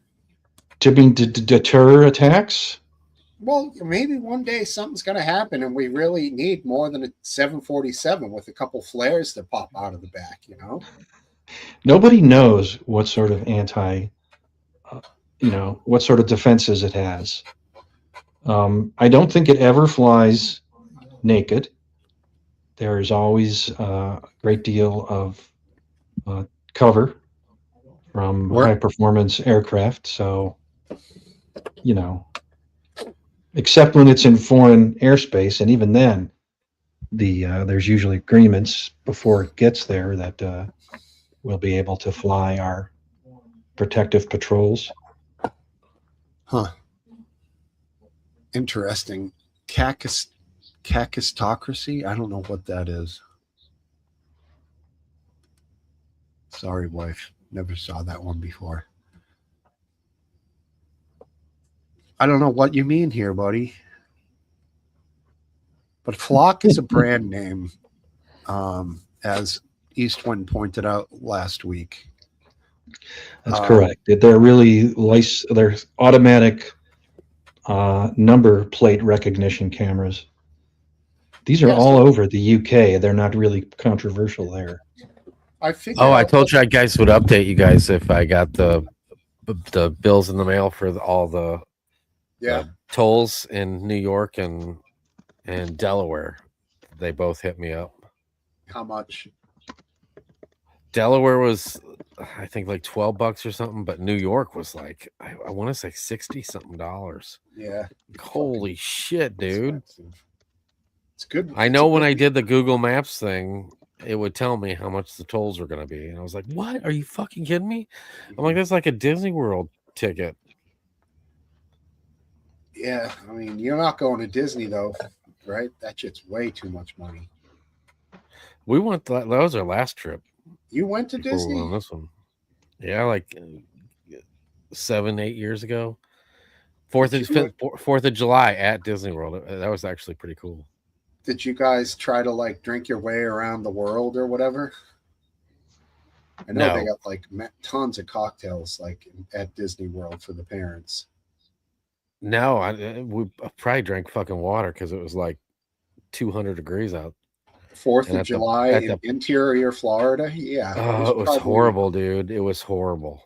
98 and like 90% humidity. Luckily, we stayed at like a hotel that was somehow connected to Disney. Yeah. It wasn't like in Disney or anything. It was like outside of Disney, but that was like free bus rides back and forth to the parks the whole time was part of the deal. So we'd get hot and we'd just like, oh, let's go like cool off at the pool or something for a while.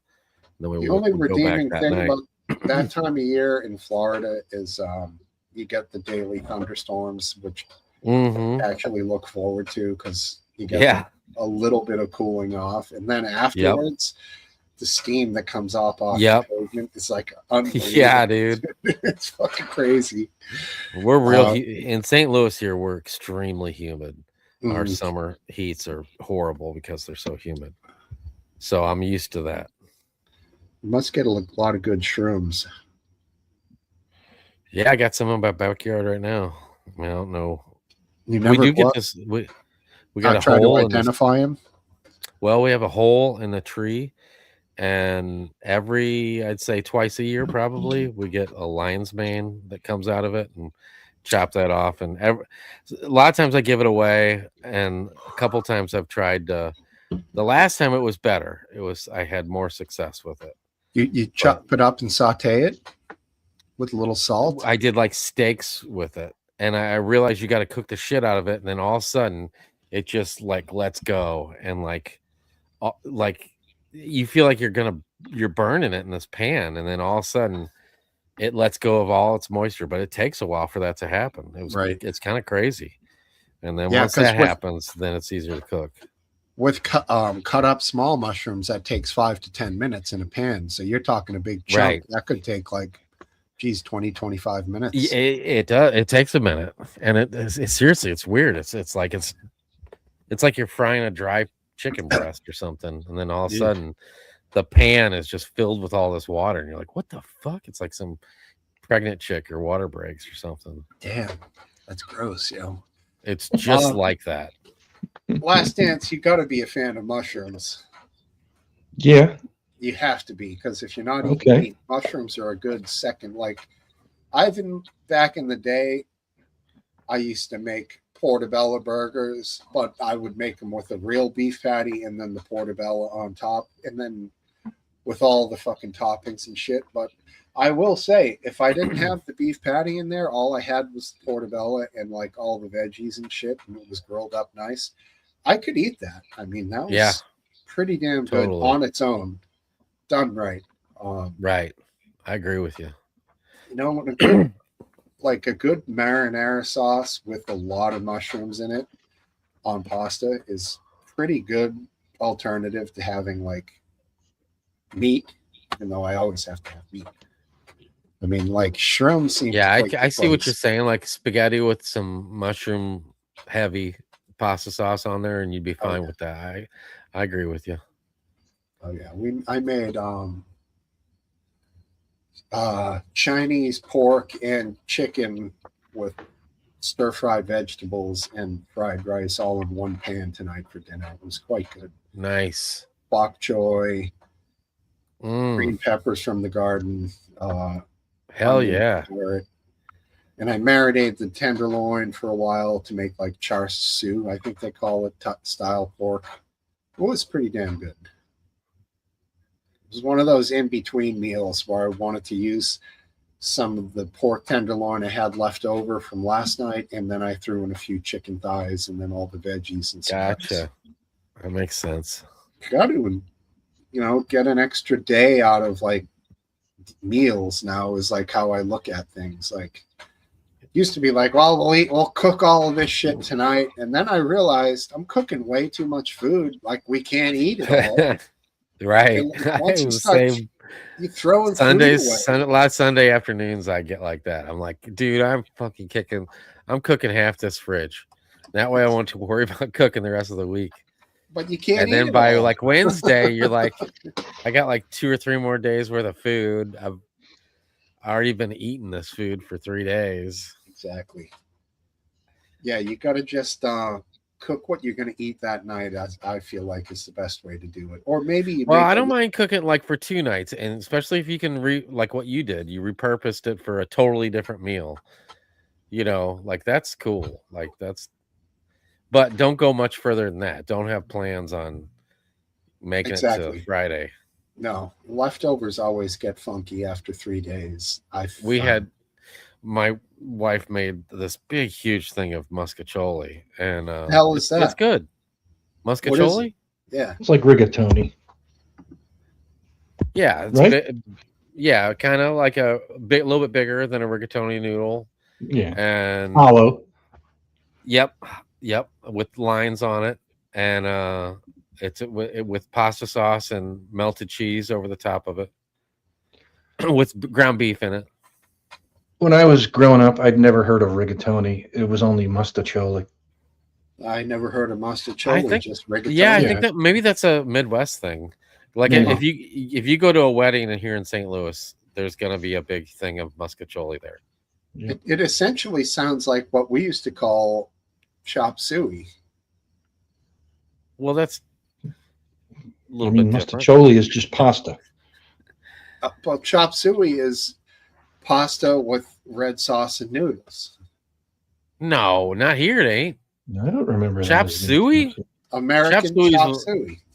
Chop suey is like shitty cuts of meat, like beef, sliced, and then there's like bamboo shoots and What? like Bamboo shoot. Yeah, I didn't know that totally. shit. Oh, fuck yeah, with like a gravy almost sauce.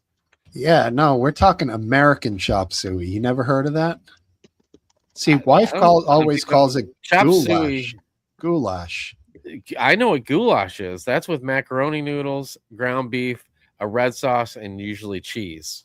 No cheese, but that's what I always called American chop suey growing up.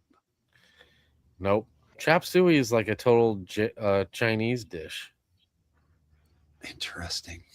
No, you think it is, but chop suey was an American version of Well, a Chinese right. dish. Yeah, Well, it's not. You pretty would much never all find that in China. All there, you're not going to find orange flavored chicken or even crab ragoon over there either.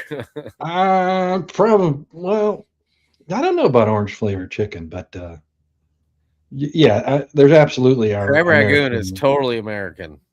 Well, yeah, they don't have cream cheese 100 years ago in China. And there's no crab in crab rangoon. It's imitation crab and cream cheese. Well, that's not mine, but you're right. Oh, wow, you can get it with real crab. No, I make it with real crab. You deep fry them. Yeah. Wow. Get the wonton Yeah. wrappers. I make wontons and crab ragoon. It's a big ordeal though, so it's a once a year type thing. And you buy duck sauce like pre-made. No, I usually make it, and I like to make actually I did a live leak video doing it, and I mix mustard, usually two types of mustard, a little bit of regular mustard, like a ground thicker mustard, and then maple syrup, and mix those three ingredients together, and dip the crab ragoon in it. Wow, that sounds incredible. I need another round. Let's see if we can attract somebody else in. Are you guys going to chill for a bit? Yeah, Yeah, I'll hang out here for a second. All right, I'm going to grab and pee, and I'll be back in 2 minutes. so this is what I remember chop suey as, because I asked Google, what's in chop suey from, say, a Chicago Cantonese restaurant, and it describes it as a traditional Cantonese style American Chinese restaurant. Has a light, savory stir fry featuring a heavy base of crisp vegetables and a glossy, starch-thickened sauce Yep. served over white rice, typically Yep. including sliced chicken, pork, or beef, Yep. though shrimp or combo options are also common.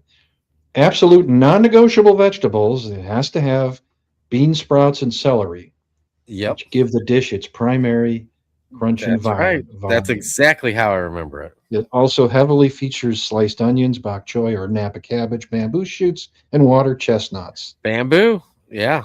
Yeah. Water chestnuts. Always water chestnuts. It was the dish. There's a when I was LaChoy. a kid. There's a LaChoy package you can still Right, buy right. today. It's 2 cans. The bean sprouts are in one, and the rest of it, the meat and everything's in the other. So you just get your white rice going, and you use your electric can opener, spin that baby around the top of those 2 cans, and plop it into a thing, warm it up, and Right. throw it on your rice. That is chop suey. But not all of them, but most of the Chinese restaurants here in St. Louis, they're called chop suey, or they have some form of chop suey in their name. See now, even in Chicago, a lot of the Cantonese style restaurants have disappeared in favor of the more, the Szechuan and Hunan style. Really? Not all of them, because there is a Chinatown, and Cantonese ways and Cantonese cuisine is still popular in some places. Yeah, I don't know about anything about this Cantonese you keep bringing up, but they just call it Chinese here. They got chop suey and they got real dark fried rice. That's the two. And we Yeah. have this thing called St. Paul sandwich, which you might not have ever heard of, but it's a real big in the inner city staple in these chop suey houses, and it's egg foo young between two. That's the basics of it. Is a egg foo young patty between two pieces of sliced white bread with mayonnaise on it, and then there's other forms of, some people put tomato and lettuce and stuff like that on it, but the main part of it has to be white bread, mayo, and a egg foo young patty. And those things are so popular around every Chinese place. That's like their main seller is St. Paul sandwich. I'd never heard of it. Yeah, I don't think you can. Never made it to Chicago. Just like toasted ravioli. I thought everybody had toasted ravioli, but apparently that's a St. Louis thing. But I don't know about. I've had St. Paul sandwiches. They're all right. It's nothing that you just have to go make. But toasted ravioli, I can't believe that the whole United States hasn't caught on to how that is one of the best things to have as an appetizer on your menu, because it is by far.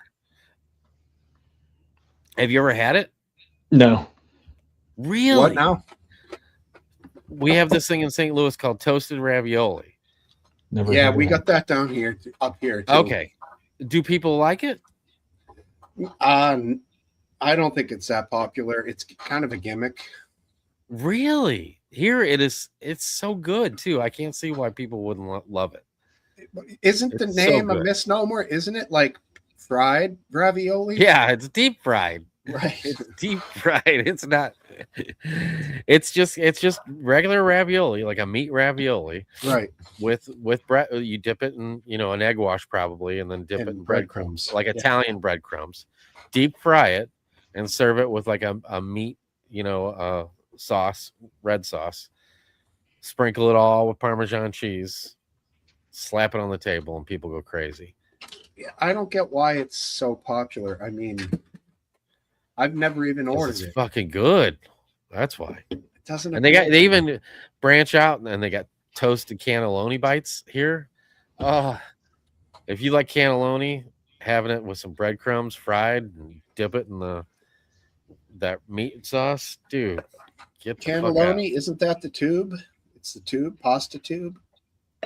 Cannelloni is the longer tube, bigger, stuffed with veal usually. And then it's got a red sauce and sometimes a white sauce poured over the top of the red sauce. And cheese, usually melted cheese. Here, probably provolone, because for some reason that's the cheese of choice in St. Louis is provolone. Yeah, wow, it's like another country over there. I guess so. Like nobody puts that on anything here except like an Italian sub, basically. Yeah, provolone's fucking good, dude. I'm a fan of provolone. It's okay. Did you catch any of Portnoy this week? I caught him. I almost sent you one of them. I can't remember which one it was though. The one when What he was was- in Massachusetts, he gave it a 9-1. Yes. The same then he day sat had down with dental that- surgery, and he couldn't. Yes, fucking he open his couldn't. mouth. He couldn't. That's the one. The first Sucked. one. The first one he did. I was gonna send that to you. That sucked. He went to Big L's in Billerica, and he gave it a fucking 9-1. But he kept complaining about his mouth because of the Novocaine, and Yeah. kind of took away from the whole review and the fact that Well, it did, because especially he gave it to, what's the new guy's name? Because it On the ain't camera? Frankie anymore. Yeah. Austin, Whatever Austin. Yeah. Yeah. And he's like, oh, it's good, but I don't know if I would have given it a 9-1. but he So- said 8-6, 8-7.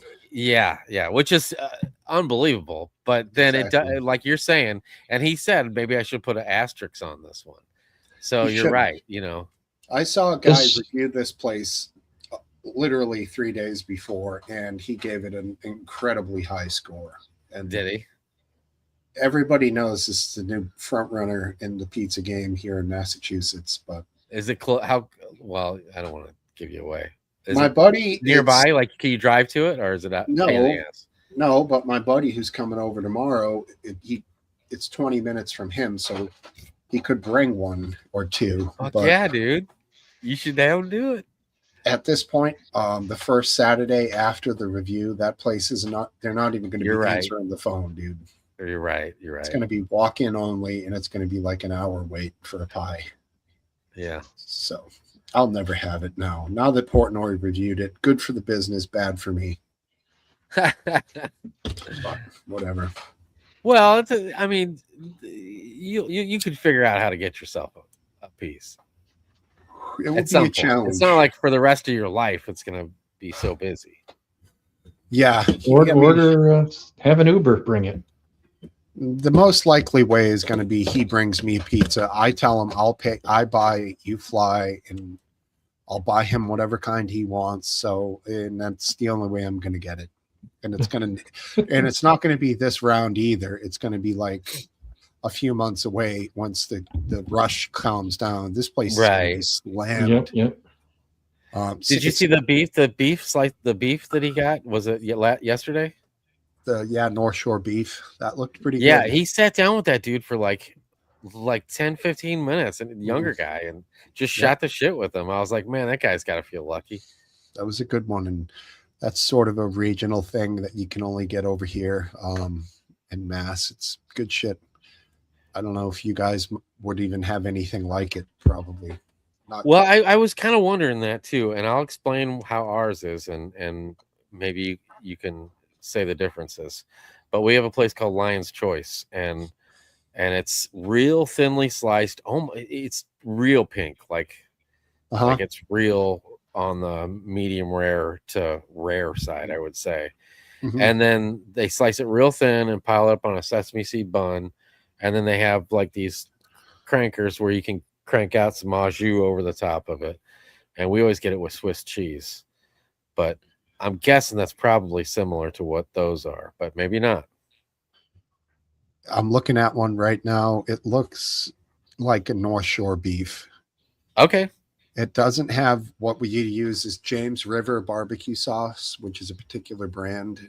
It's a thinner red sauce. They're not Red- famous for I put the barbecue sauce on, but a lot of people do the horseradish. Like that's kind of the thing here in St. Louis, right. which I don't like. I like horseradish mixed. The only way I like horseradish is a little bit of it mixed in ketchup and dip some fried shrimp into it, and that's about as far as I go with horseradish. It's too overpowering. You really pronunciate it kind of funny there. How do you say it? Horseradish. Well, horse. That you don't say horse. I don't know, man. I mean, maybe that's a St. Louis thing, or I just say it different from everybody else. Horse, I don't know. radish. That's how I say it. Last Dance. But you're probably right, because I don't think there's a sh anywhere in that shit. Do you like horseradish? Last Dance. Not particularly. Sometimes when I'm having sushi, I will dip it in the Wasabi. Horseradish, wasabi, yeah, which tastes like horseradish to me. It is. I found out that like unless you're paying like a shit ton for the wasabi, it's just a flavored horseradish. Yeah. Horseradish. I'm gonna be self-conscious about that the rest of my life now. I might listen to everybody else. Listen to how everybody else says it. Yeah, it's South Shore Bar Pizza is famous. Yeah, it's very good. That's famous on the South Shore of Boston where we live. It's all over multiple towns, and they have the crust is made with no oil but melted butter, and it's a cold fermentation, so it rises overnight in a refrigerator, and it's really a challenging thing to make pizza crust that way, but yeah, it's really good shit. Really unique. But your Last Dance, you bring up a good point. I could see vegetarian sushi probably being the best vegetarian of anything, because one thing you really don't taste is the fish. If you're tasting the fish when you eat sushi, something's wrong. It's supposed to be like cold and clean, and all the fish is almost flavorless, so it's like everything else adds a ton of flavor to it. I do like seaweed, and to me, that's one of the highlights of vegetarian sushi. Well, you're not getting actual sushi, which is just the fish, because then you would just be Right. eating air. Yeah, no. What I get is, I guess it's called a roll, Right. which is the rice on the outside and the good stuff on the inside. Nigiri, I think. Yeah, it's rice, then seaweed, kind of like a ring, Hmm. and then inside that is the stuff, which what I get is veggies. Cucumbers, And, avocados, that sort of thing. Yeah, avocados. I got some the other day. It was just so good. Sweet potato. Um, just yeah, I like it. It's good stuff. Radish. And I love the. I guess the slices of ginger are uh, soaked in some kind of a sweet sauce, so it's just a really delicious You mean the Yeah, pickled ginger? pickled ginger. Is that what it is? It is, yeah, the pink stuff. Well, I've that's- had, yeah, it is pink in some places, probably the better places. That's right, Mr. E. He chooses not to consume any living things at all, mammal or fish or bird Well, vegetables are living. or insect. No, I mean, Nothing sentient. yeah, comes down to cells, plant cells or fungus cells, I guess is, I don't know. Hey, you do you. You've done it for so long now at this point. You're kind of like, whatever. Were you, Right. Was there a vegan before you who brought you into it? Not really. There was a vegetarian who encouraged me to become a vegetarian, and then I moved from there to with him to become vegans. We sort of both made that transition at the same time. Close friend? He was a close friend for a while. Yeah, he was Woody someone I Harrelson? met. Huh? Was it Woody Harrelson? Yeah, no, not him. Though he seems like a cool guy.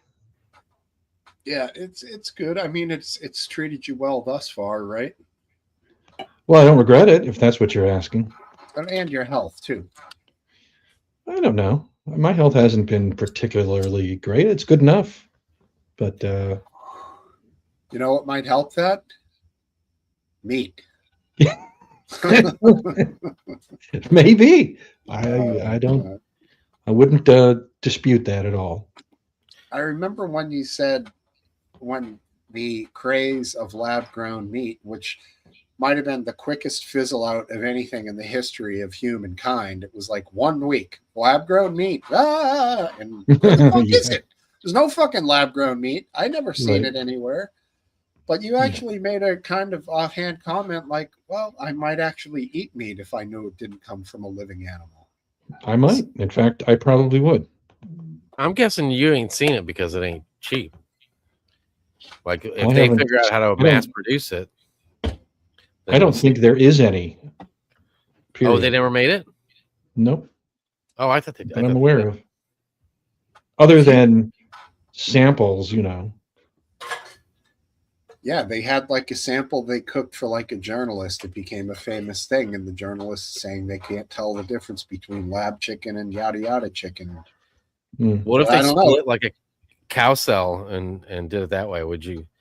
that is how they do it. That is. Oh well. So what about that cow cell? You got no fucking heart? Oh well, I'm a bad man. The cell isn't sentient. It takes the brain and the living being of the animal to become the animal. Well, I I would mean, in have that to- regards, if something was cut off the cow, albeit one cell or multiple cells, then he should have no problem with eating either one. With the animal being kept alive. And that always brought me back to the question of, okay, you go to a farm, say it's your neighbor, say it isn't, you're on vacation, and they have the happiest hen laying birds in the world. And these Yeah. things happily eat really great food. They peck around in the yard all day and they lay beautiful eggs, which is of zero detrimental effect to that animal. What is I'm stopping following you? you. I'm What is following you. stopping you from trying that Well, ovo, that egg? I would have to ask, what happens to the hens after they stop laying eggs because they're too old? All right. In my scenario, this is a family that takes care of the hens until the day that they naturally pass on. Then I had a scenario. I had that scenario within reach, and I thought seriously about asking this woman if I could have some of her eggs. But I didn't because I don't know, I wasn't brave enough. But yeah, I could definitely see, I could definitely see myself eating eggs, and I loved eggs. That's the only thing I really miss. Eggs are good. Yeah, and I mean, you seem like a guy. Little piece. Eggs of are not land. only good; eggs are fun. Eggs are fun. Why What don't you have? what if I You have a coop of your own? Keep your own couple of girls out there. I don't. Yeah, it's a possibility. It's just it certainly isn't allowed where I live now. Oh, HOAs and such. Oh yeah, yeah. That's Strict HOAs. How do they feel about your haphazard landscaping? I've never gotten a complaint, but I've always been self-conscious that someone is going to complain, and I'm not going to. I'm going to have to change it because I really have no defense other than laziness. That sucks to live in a place like that, but it also maintains a certain property value, which is good too. Yeah, and when I was younger, before I moved into a nice house, I had thought about would I want to live in a community with restrictive covenants or liberal covenants or no covenants, and I kind of settled on restrictive covenants. Interesting. But when you go up to your buddies or family's farm in New York State, you love that. I do, absolutely. But you ever the consider neighbors are farms. It's sort of a different. Getting some good dough for where you live now and moving out to the country if you're not working? Oh, I've considered it like every week. I consider it. It really. I mean, it's not. It's not all perfect. There are always trade-offs, right? Yeah. Grocery stores are far away. Restaurants are far away. Lots of stuff. Moving fucking sucks. When you're older, moving really sucks. Well, yes, I know that. I would just hire some movers to.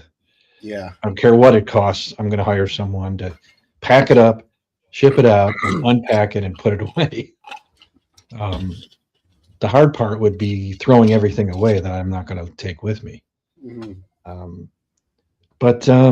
Yeah, it's a trade-off. But honestly, the more I think about it, the more I would like to make that trade-off. I would think so. You place where you could walk out and just walk and maybe out into some fields, or you don't have to be out 30 miles from your next neighbor or something crazy. But right. If I mean, I potentially could see myself living here forever because I got a pretty unique spot at a really good time. Mm-hmm. Thank God. But I could see if I lived in a place where I was purchased it in a sense for a commute and for convenience, that I might be considering getting to a place like where I am now. You know what I mean? Yeah. The thing I hate the most about living here that wasn't as big of a problem when I first moved here, but is now a horrendous problem, is traffic. Traffic is terrible, and I don't like it. There was a time when we had a rush hour that was, 8-ish in the morning and 4 to 5 at night. Now it's basically all day long. Mm-hmm. It's a little worse starting at 2. and maybe 10 and 11 are the best times, but even then, there's still tons of traffic. So, yeah, I'm kind of done with the traffic. It's really lowers the quality of life for a retiree. Oh yeah, I can see that, man. Speaking of traffic and where you live, what's realistically how close do you think I got to you? You kind of know my route that I took from start to finish. Yeah, sounds like Was you there were ever a on Route- time? Was there ever a You time were I was not. pretty close to you? Yeah, you were probably 15 miles away. Not Oh my not god, real close, but not that far.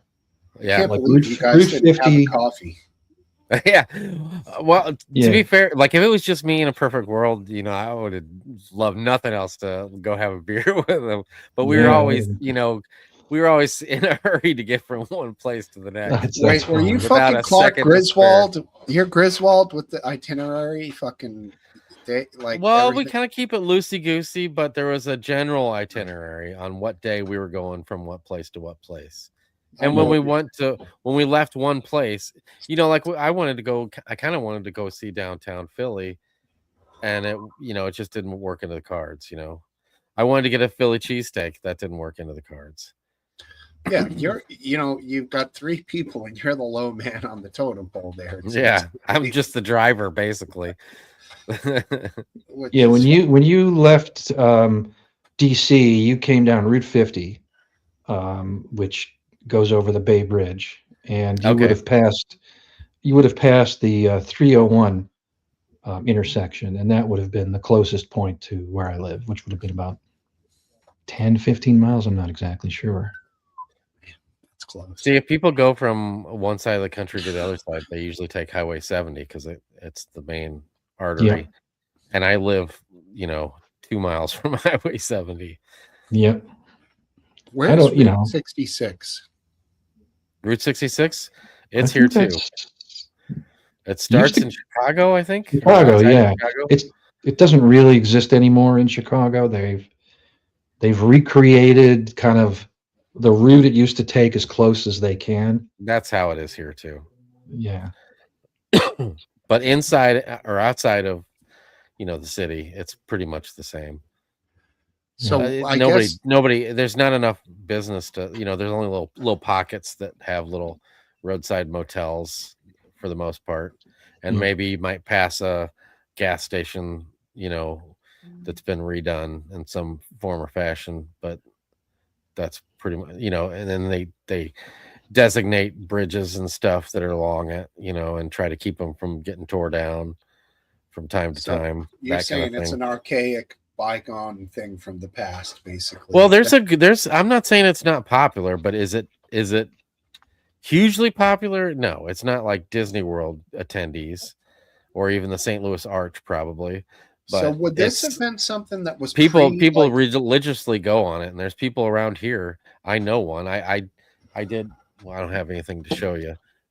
Well, I do up there. I painted a sign. It was for New Mexico to replace one that was like 100 and something years old that was along the route, and that was from a guy locally that paid me to paint it. oh, you mean he bought it as an antique? And you No, sort he of- bought it. He lives here, and he drove all the way to this rock road in the middle of, I think, New Mexico, and he owns a construction company. Well, it's a paving company, and he dug down like he's told me like 7 feet, and I believe him because this guy's like to the T, and put this sign up on these metal posts that he painted and stuck in the ground, and without getting any permission, right alongside Route 66 out in the middle of nowhere. And they Just because it's they his took- passion. Yes, and they took it down, and they told him he could come get it, and he was worried that if he went there and got it, that they were gonna arrest him for doing it. And finally, he made some pre-agreement that they weren't going to arrest him or whatever, and he went and got it. Wow. And this guy made like several trips for this process, and it's like New Mexico is not like a drive to Chicago. It's like Right. I don't know what it is. It's 20 something hours, probably. I would guess 20 hours. It's From a big you? state. Yes. Yeah, it's Oh, way yeah. the fuck down there, bro. Yeah. and anyway, and he paid me good money to paint it, and I spent a lot of time doing it. And finally he went down there and got it and brought it and put it in a museum somewhat in the area, a Route 66 museum. So supposedly it's in a museum. I wonder how they ended up finding it and taking it down. Instantly. It was within a week that they took Yeah. it down. You know, And I think he usually- told me that when he was out there was like nobody the whole time he was doing this that even Yeah. drove by him, because it's on this remote like pass. It's not even a road. It's like a pass through the mountains. Well, I mean, anybody could report it, including a police officer going by saying that doesn't belong there. But I just wonder who did.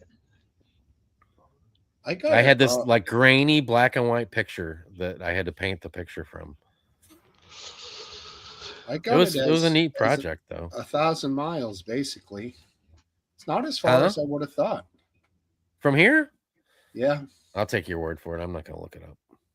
Yeah, that doesn't seem like that bad. 1,000 miles. That's. Well, I mean, it's still like 14, 15 hours. And he like drove a truck with like concrete bags of concrete and posthole diggers. Well, yeah. I mean, just putting in St. Louis to New Mexico drive time is 950 miles. So yeah, there you go. I think it was New Mexico. Albuquerque. It's Albuquerque, New Mexico. So see how far that is. That's what it says on, because I got a picture right up here of a lot of my paintings that I don't have in here. More importantly, $10.80 in tolls. That's fucking bullshit. No tolls. I'm glad. No tolls. They do 1457. That's 1 hour and 1 minute longer. Would that be worth your $10.80?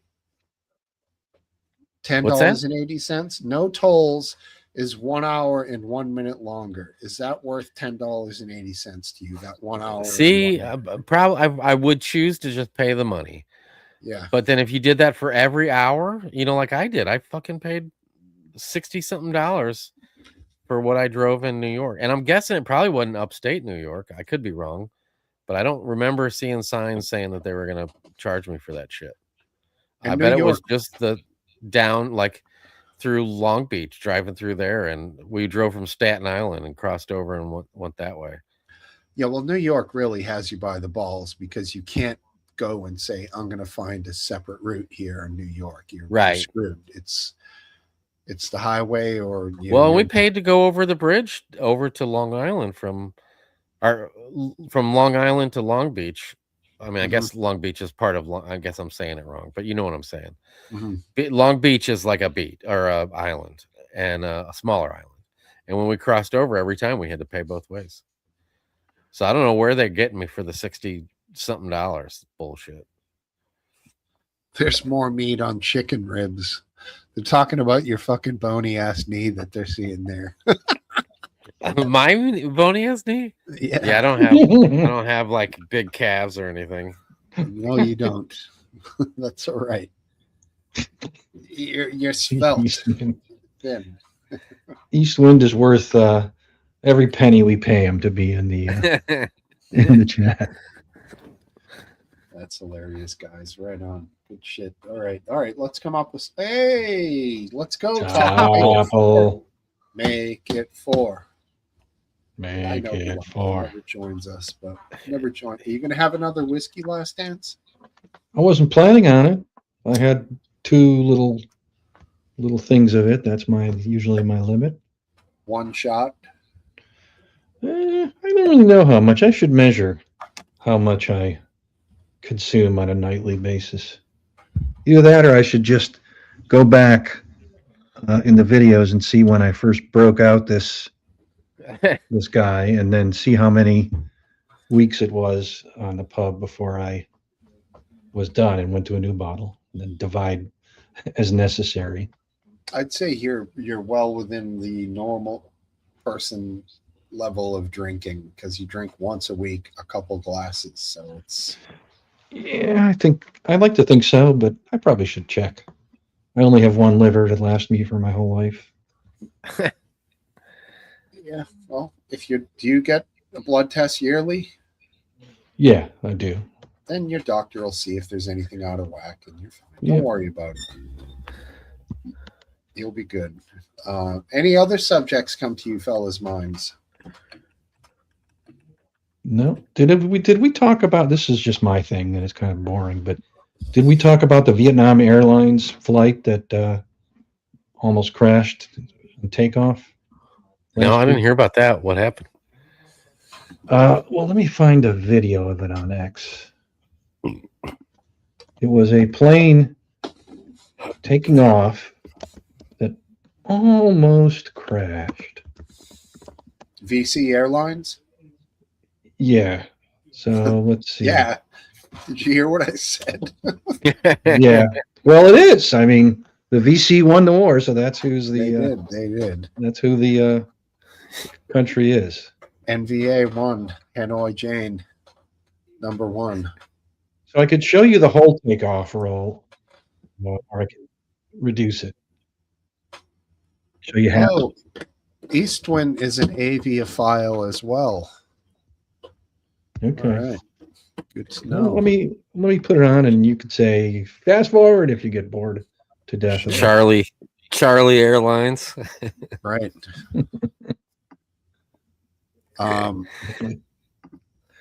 It's a U.S. made plane. It's a Boeing 787. Yeah, because what are they gonna make over there? A bamboo. It looks Yeah. it looks slow right now. Yes. Supposedly accelerating. Still looks really slow. Yeah, I wouldn't know something was wrong. It's looking really slow. Where's the lift? He's going. At this point, I'd be like, man, why is it going? Why isn't the nose going off of the ground? There's no lift. This is the point where it would normally rotate and lift off. But it's at not. that point, it's come and gone. Anytime now. Come on, buddy. Come on, buddy. Oh, he's going. He nose is up. He Oh my has God. He's over run the- off the end of the runway, has hit lights, has had a tail strike, but he made it. He just made it. What the hell was wrong? So nobody knows for sure, but it appears that what happened was the brakes locked up when it was about halfway down the runway. Some Damn. of the brakes locked up. So he was Get us out of accelerating this. with the engines and skidding along with the brakes. Get us Yeah, out I of do this. watch Mover and Gonky sometimes. So this is what the plane looked like after it landed Damn. for an emergency landing. This is I think this is the left side landing gear. The back tires of the main, they are shredded. Damn. That's crazy. Um, That could have been lots of dead people if they didn't. Yes. Get up. Yeah, It's he actually a didn't. testament to the pilots actually pulling that off. Yes, that runway is unusually long too. It's like the runways here at BWI are like almost 10,000 feet. That runway at Munich was 13,000 feet long. Wow. Was that just a So- plane spotter? Yeah, that was just. I'm pretty sure that was just a plane spotter. Strange folk who just stand out there and film everything. I mean, I stand out there and watch it. Filming it is kind of, I don't know. I don't do much. I don't film it much. I just love to watch it. There used to be a place where you could go by our airport where you could go there, and I went there with my dad before, and you just sit in the parking lot, and it was real close. But they don't have that anymore. They got it Now, at Logan. You can sit over at Castle Island, which is a Revolutionary War fort. And you watch across Boston Harbor, and you can see the planes coming in and taking off. That's a really nice place to go. Nice That walk, sounds good cool. fishing. It's pretty. And also, if you happen to be boating in the area, you can boat pretty close to Logan because it's right in Boston Harbor right. and get some great views. It's a cool place. It's a great place to take off. and another great thing, if I think it was LaGuardia that I landed in. I have video of it when we were coming by Manhattan, and just the whole island of Manhattan looks so unbelievably impressive from the air, and yet Mhm.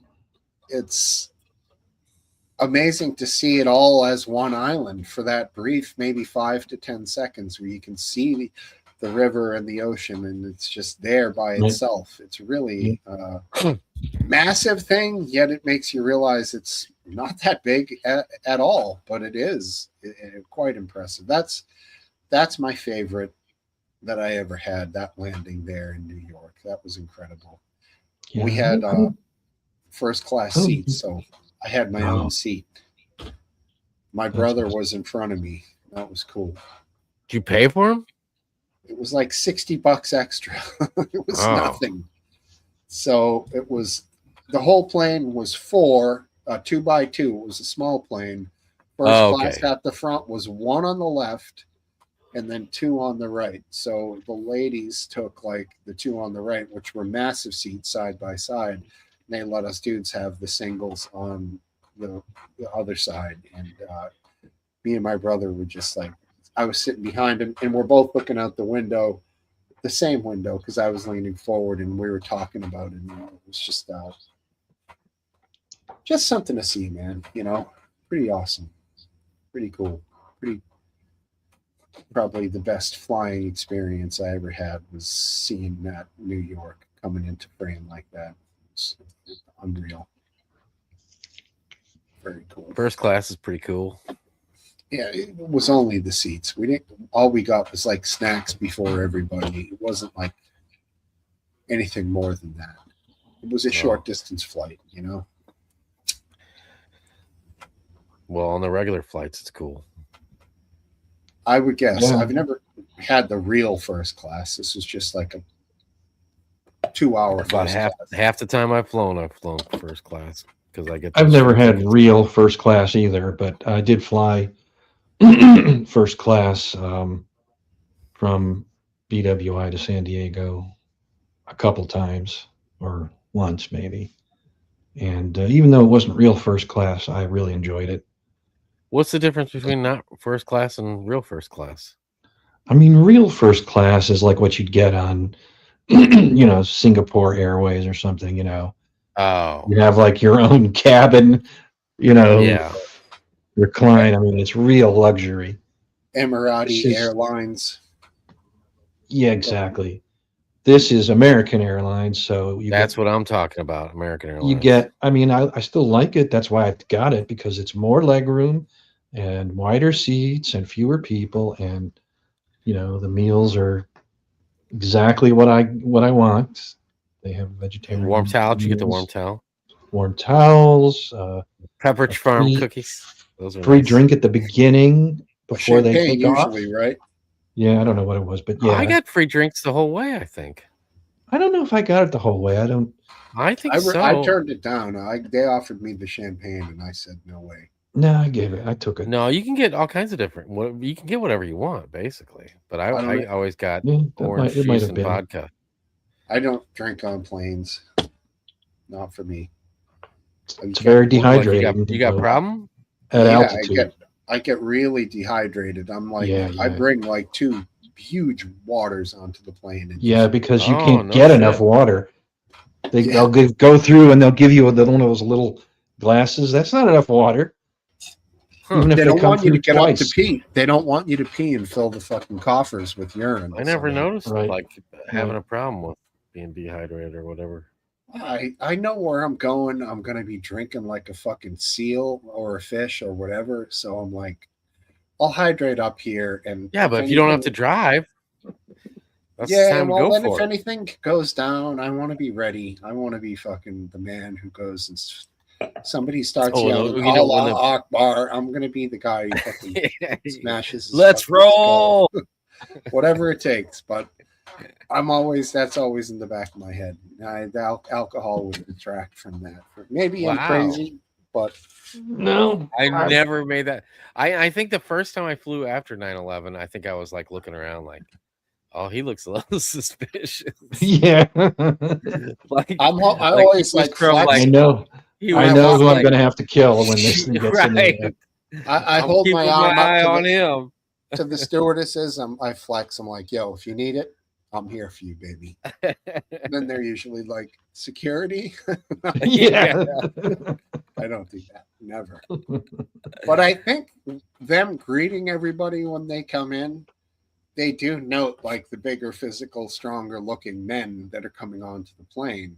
A, for one, if they go crazy, who they have to watch out for. And B, if one of them goes crazy, who they have to ask for help from. You know what I'm saying? So, like, clearly they're not just these bubble, headed ladies or men now, of course. They just give you drinks and do the stupid demonstration with the fucking inflatable thing. I think they're genuinely looking at who's coming on, and they're assessing sobriety too. I mean, you guys have all seen it. I've flown at 9 in the morning, and I can see people at the fucking bars walking through the airport with cocktails and beers in front of them. Yeah, So that, people don't. It's a little misleading. People don't realize that if you look intoxicated, the airlines won't. First of all, they are not allowed to board you. right, It's kind of an FAA rule. If you appear to be intoxicated, the Huh. airlines cannot board you. I didn't know that. And but here's this airport, and it's full of bars. Who do you right, think's going to be drinking? exactly. And And I one think if Tom they just Don, told people, getting in the airport or when they're at a bar, you feel free to have some drinks, but if you get intoxicated, you will not be able to get on your flight. If they did that, there would be far fewer problems. yeah, and what it comes down to is there's an old travelers thing of get buzzed in the airport and sleep the entire time you fly. It's Yes, called agreed. modern people call it a termy, and 6 to 8 termies, which would be 6 to 8 beers or drinks, an hour before your flight, you get on the plane and you're a zombie, you're luggage.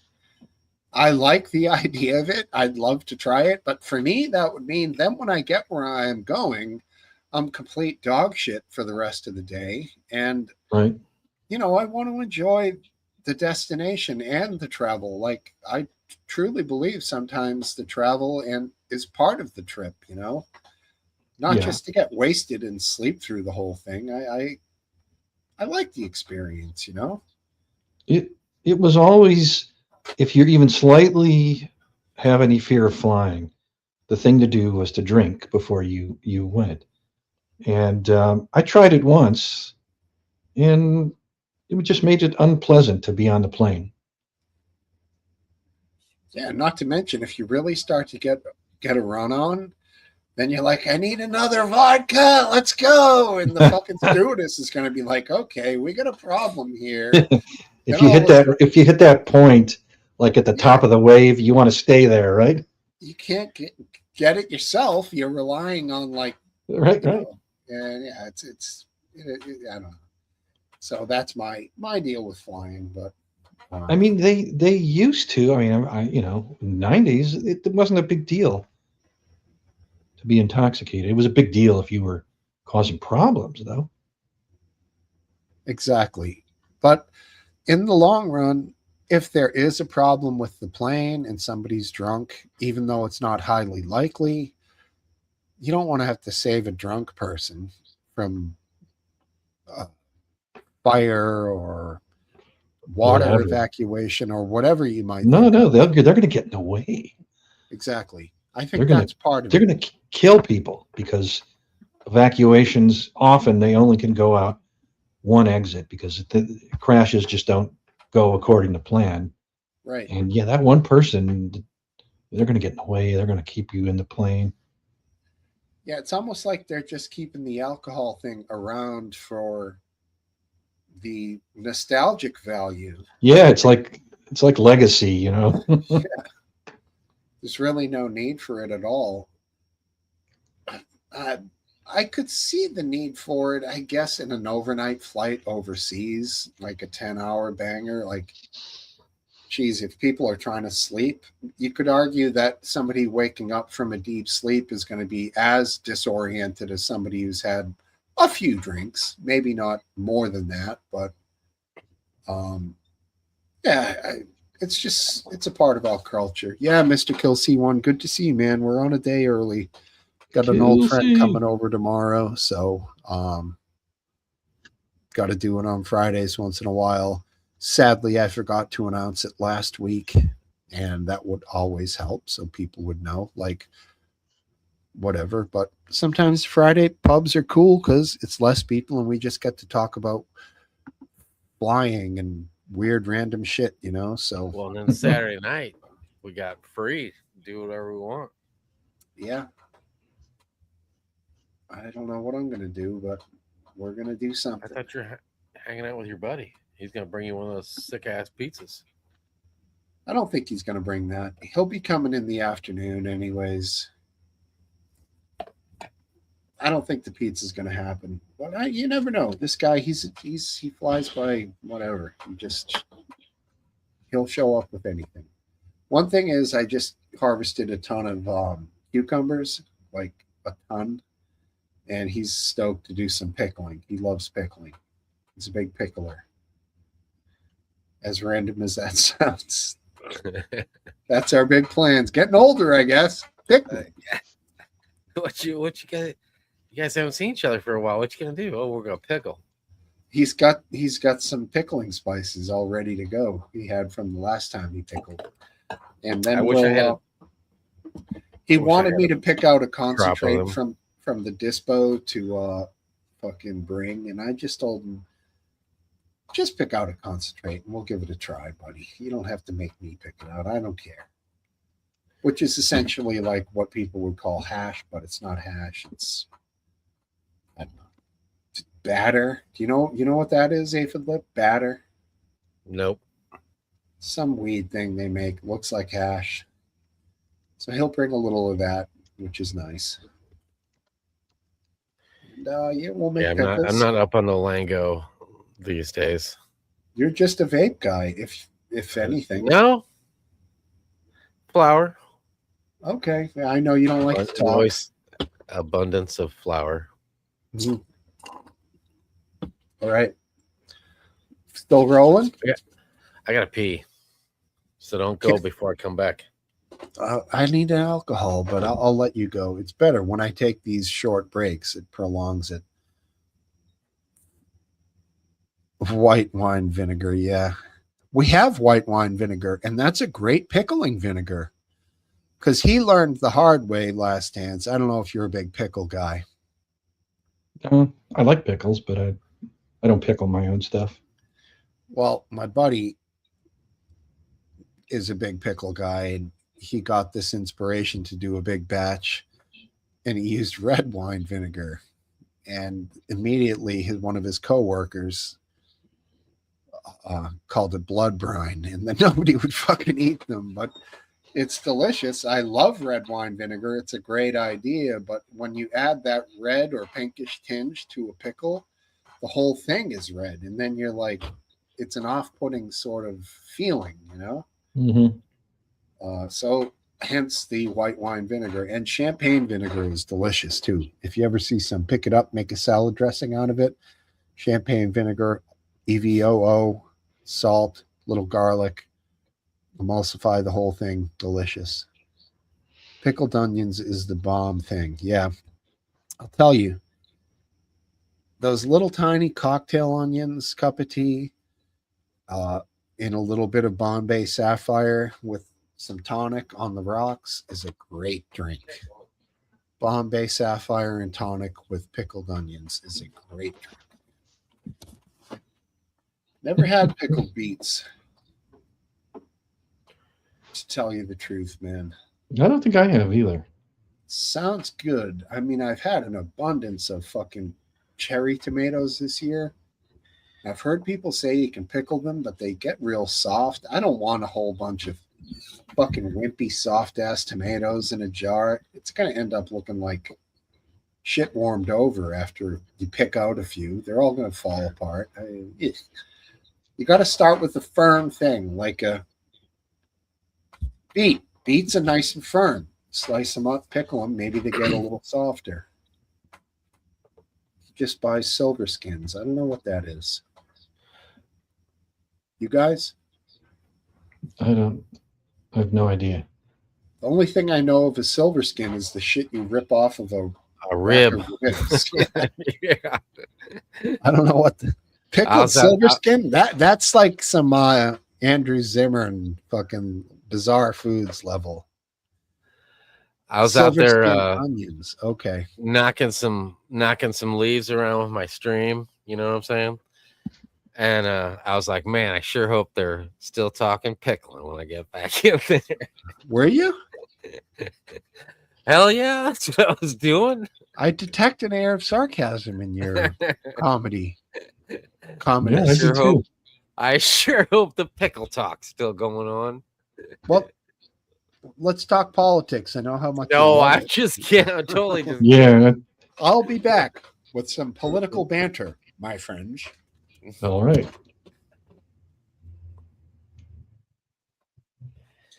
So yeah, we got Saturday night. We can do whatever we want to do tomorrow night. Kind of nice. Yeah. I kind of like having a Friday night pub every once in a while. Me too. I feel the same way.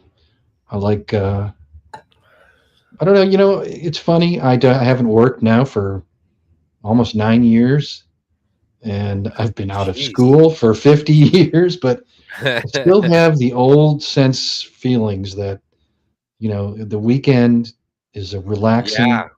time to relax, and So summer. that hasn't, when- you haven't lost that, huh? That's still and, there. and summer when school lets out, I feel that's a time to. It's a good time. It's so strange that I would still feel that way That's at age interesting. 64, but it's still that strong in me. And I was a pretty good student, but I still hated going to school. I liked going out in the summer. I didn't live on a farm, so you know, in the summer we played. Lived in the city. It was just it was heaven. Yeah, And I then think I go back remember to school. where you told me where you kind of grew up. I drove through there. I remember it Uh-huh. vividly. Yeah, it's a city, right? Heavy Jewish community. Yeah. Yep. Exactly. I love Chicago. I'm so glad that it's not that far away. It's like it's almost, you know, I almost like it better than New York, to be honest with you. I'm sure It's I'm sure I might be on the minority with that, but it Yeah, seems I mean- cleaner. It seems I don't know. It seems it's closer to the water, even though I don't think people take advantage of the ocean enough when they go to Manhattan, if at all. Mhm. But, Just to prove I wasn't bullshitting you guys, here's my pickle. I see. That could be Big a big cucumber. pickle, dude. Yeah. You're gonna need a 10-gallon bucket to pickle that bad boy. Yeah, that's huge.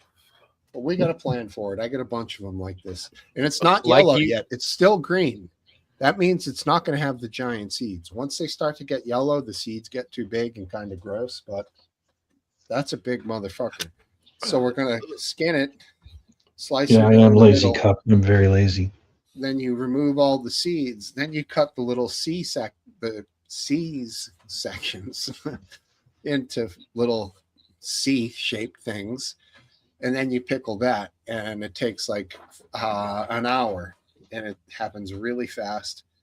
Once it's cold, they're ready to eat. It's a simple system. You boil the pickling liquids. You take your cucumber pieces, put them in the jar. You add the boiling hot water to it, and then you let it cool and put it in the refrigerator, and that's it. Bob's your uncle. That's instant cucumber. Perfect. I love it. Love that shit. The And here like we go. usual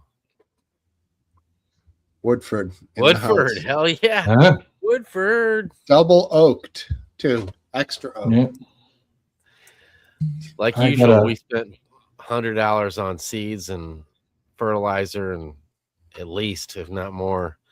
And we got, you know, maybe 2 or 3 cherry tomatoes, which I'm sure were supposed to be like some robust, huge, Yeah. big Bertha.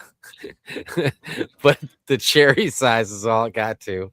and Mhm. one or two jalapenos, and I think that's it. Yeah, you're doing something wrong, bro.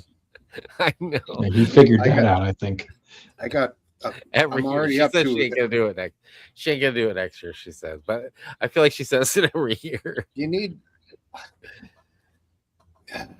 You're I don't you're know. using I the don't know what ground, the right? problem You're is. using the ground, right?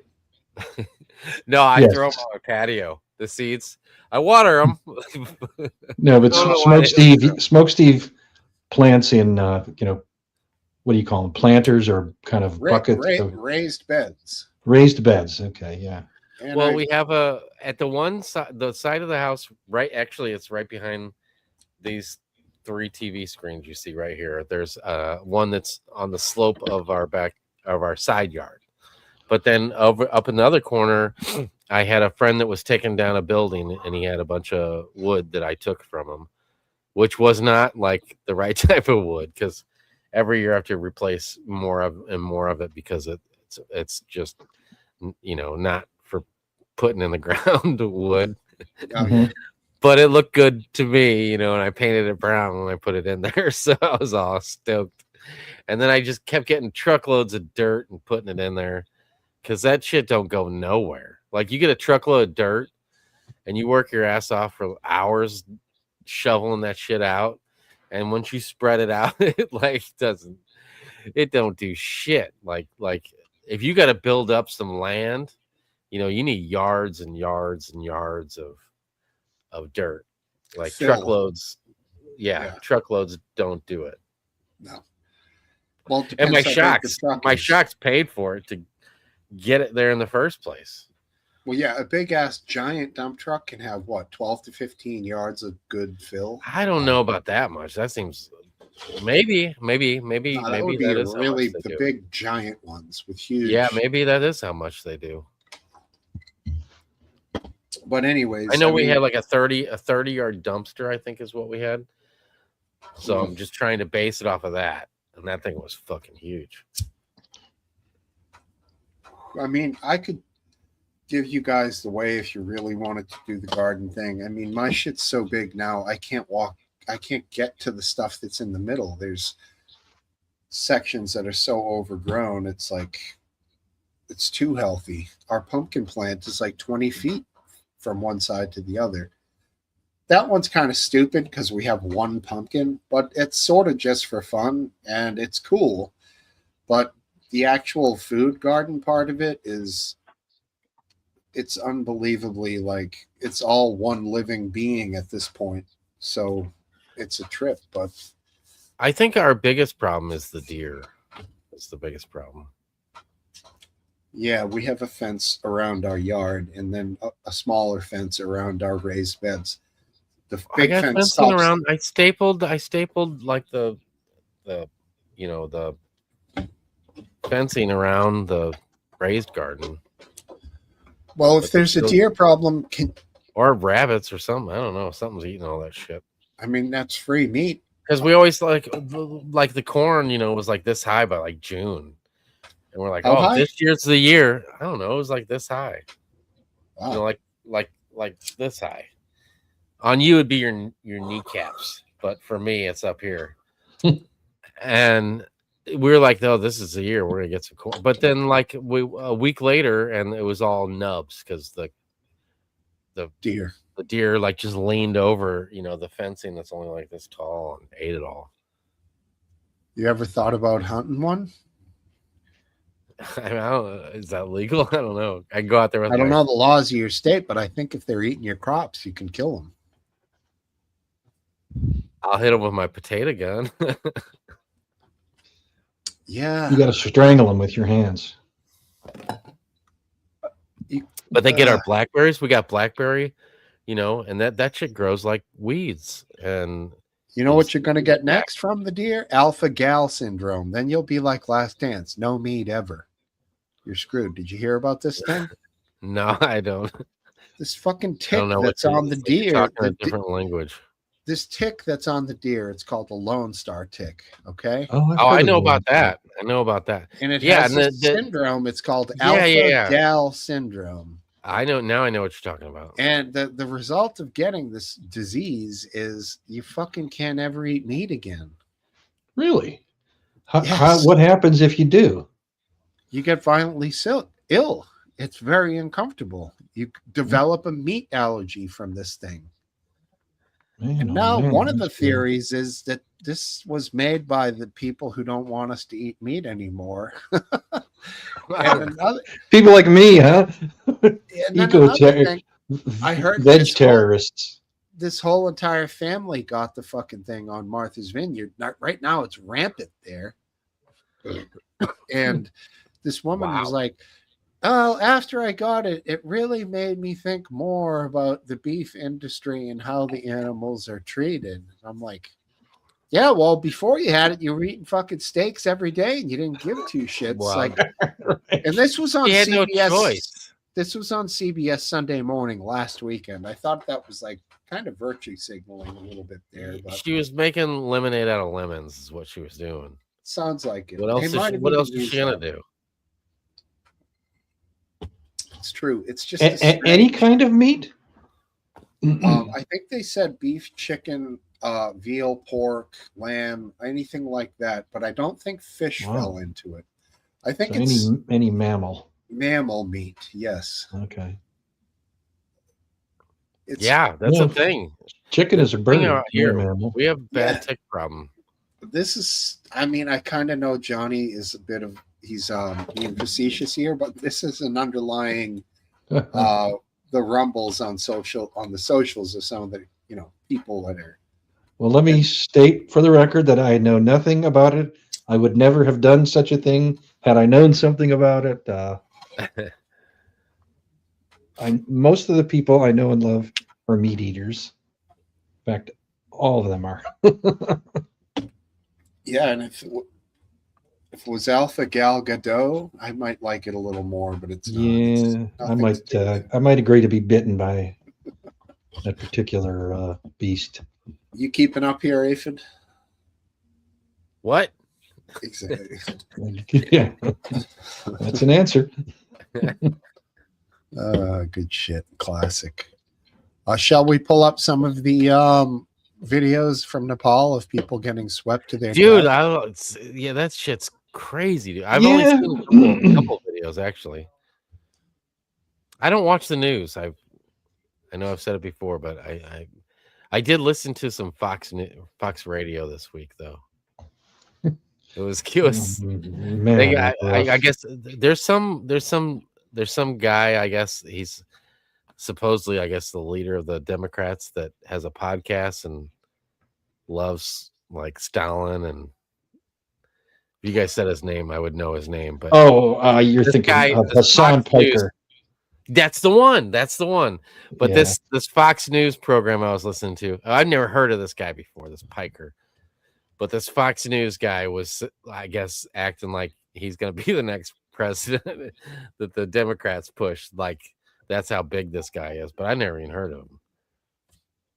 Is he really that big? Or was He's huge. that really? Oh, he really is. Yes. Oh, okay. I figured he was just blown out of proportion because what's he going to do? Talk about Colin Lake, Ontario? He's big on the far America? left. Well, I mean, I knew Far that's left what he side. was big on because Yeah. he then played a clip of Hillary Clinton saying how it's healthy for the Democrats to have varying opinions and go off in different directions or something. And then when he got done playing it, he went in and called her a stupid like idiot for not standing. I guess she was supposed to say that dude is horrible or something, and he was going one by one saying how these people aren't saying how horrible this guy is. Who? Hassan Piker? I never heard of the guy. You heard of the guy, Smoke Steve? Yeah, I know the name. Yes. Oh, had you guys heard about Milo Yiannopoulos? Yeah. He got arrested by ICE, detained. oh, I saw that. I guess that happened earlier tonight, right? So you know him, but you don't know Hassan Piker? Well, that's the dude. Yeah, that's the gay dude that was like the big conservative dude, right? I consider them Yeah. both to be about the same level of nobody. but he's Yeah, British. probably. I haven't heard about that dude seriously, and like, I feel like it was Trump's first term that I heard about that dude that you're talking, the Milo guy. Hmm. He The got thing, arrested. Hassan Piker has been in the news a lot for his, his outrageous comments. Also because he's cozied up to the far left Democratic nominees, and he appeared with the Michigan guy Abdul Al Sayed. That's what this guy was preaching about. Yep. He appeared Who was with him that at Fox campaign Morning- rallies. It was that Fox Morning guy, Brian Yeah. Kilmeade. Which I think El Sayed has to be criticized for that.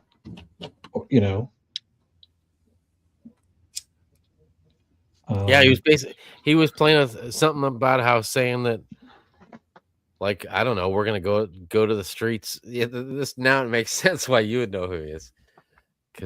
But he was gonna, he was a Jew hater. It sounded like.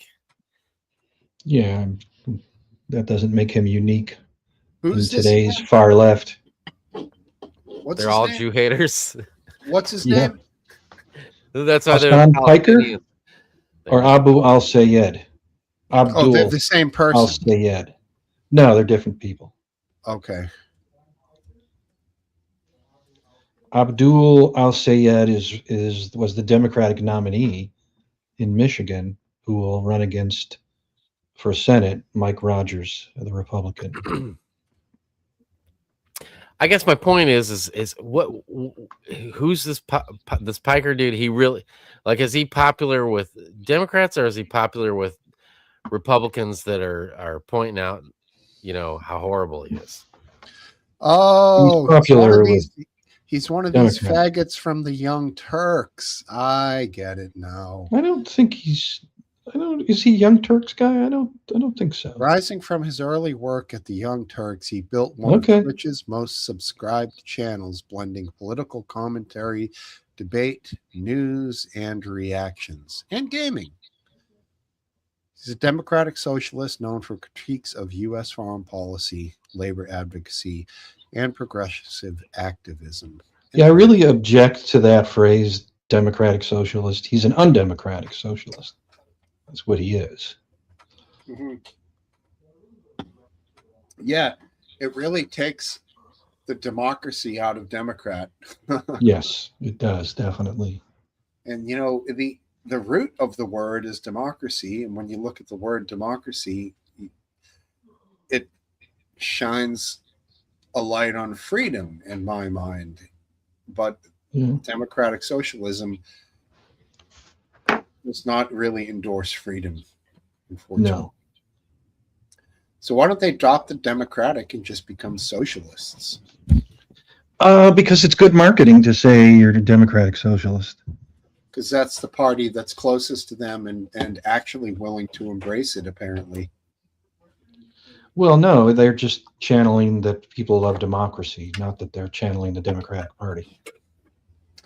But when I say that, I'm saying it in the sense of that they are realists. They know they have to be attached to one of the two.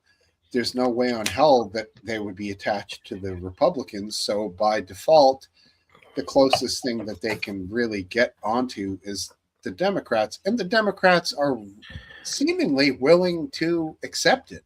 Well, that's the most disturbing part. There seems to be a paradigm shift in the party, which is really unfortunate.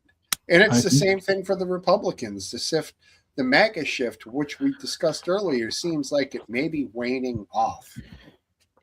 Well, I said MAGA will die when Trump finally passes away from old age. But the question is, what will take its place? I think some of these trends are permanent.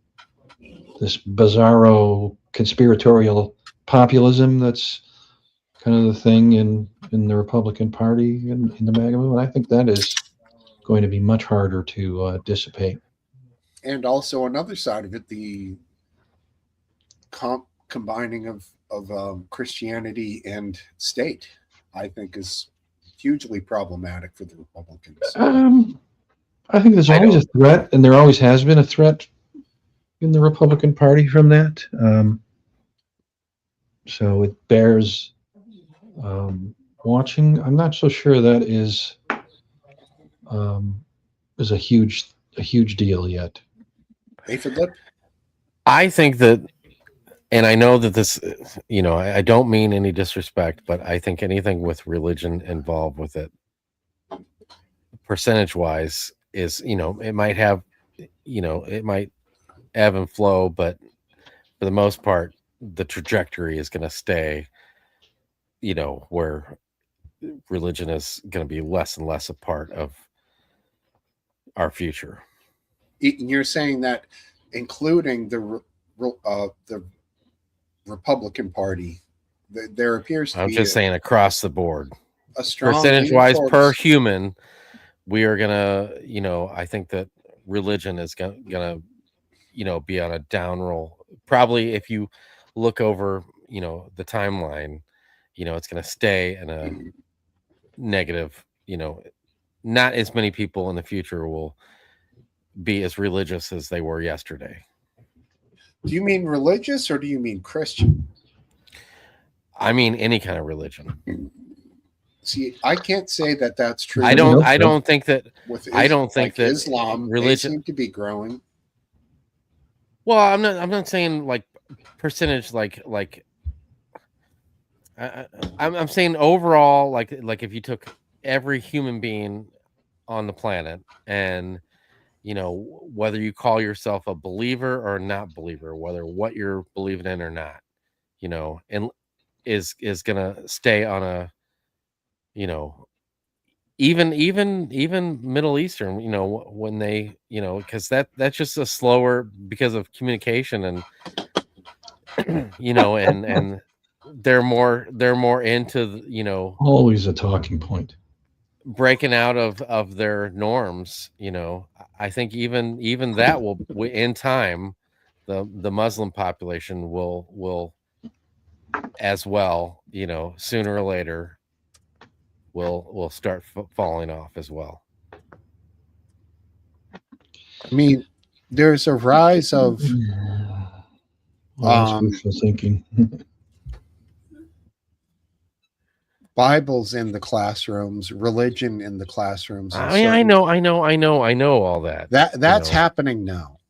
I understand that, but I don't think that push is strong enough to change the trajectory that's already been set in place. In 2 years, like in London, 2 years, that's not going to, especially here in the right. United States, in 2 years, that's going to be, all that's going to be reversed. All right, fine. As far as, let's take London. London's got Sharia law happening in some areas. Sharia courts. That's religion. yeah, but that's because that's the population of the people.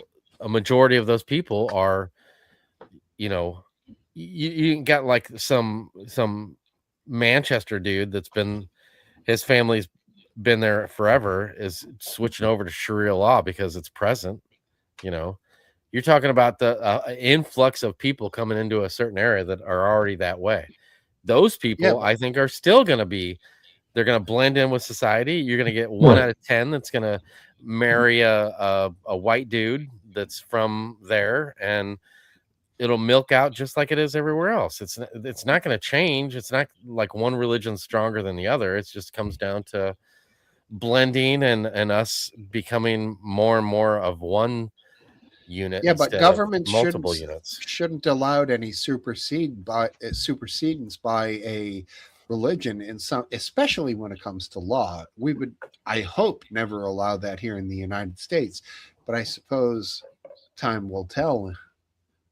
But in Michigan and stuff, like, shit's a problem, dude. Like these Sharia law, these Sharia courts.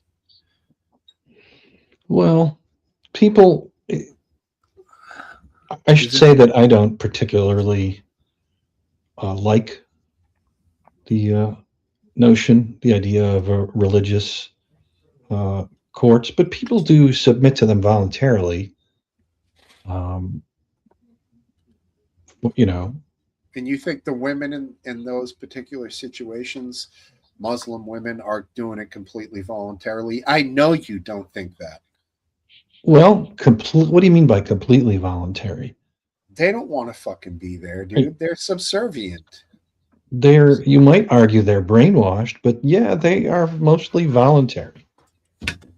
They are great. Well, you can argue that, but they've always been that way. Like their mothers were that way. Everybody in their family was that way. They're not the other people that live in that area that weren't grown up, that weren't raised that way, aren't swapping over to that. That's what I'm saying. When they come here, they follow the laws of this country, and that's it. That would just increase increase what I'm saying is that religion's on its way out, and it will be. That's good. Yeah. I'm not so sure I believe that. What I said? No, what Aphidlip said. Hugely different. I think that there's some truth to that, but I think that will only happen in an environment, in the appropriate environment. It isn't guaranteed to happen even in London.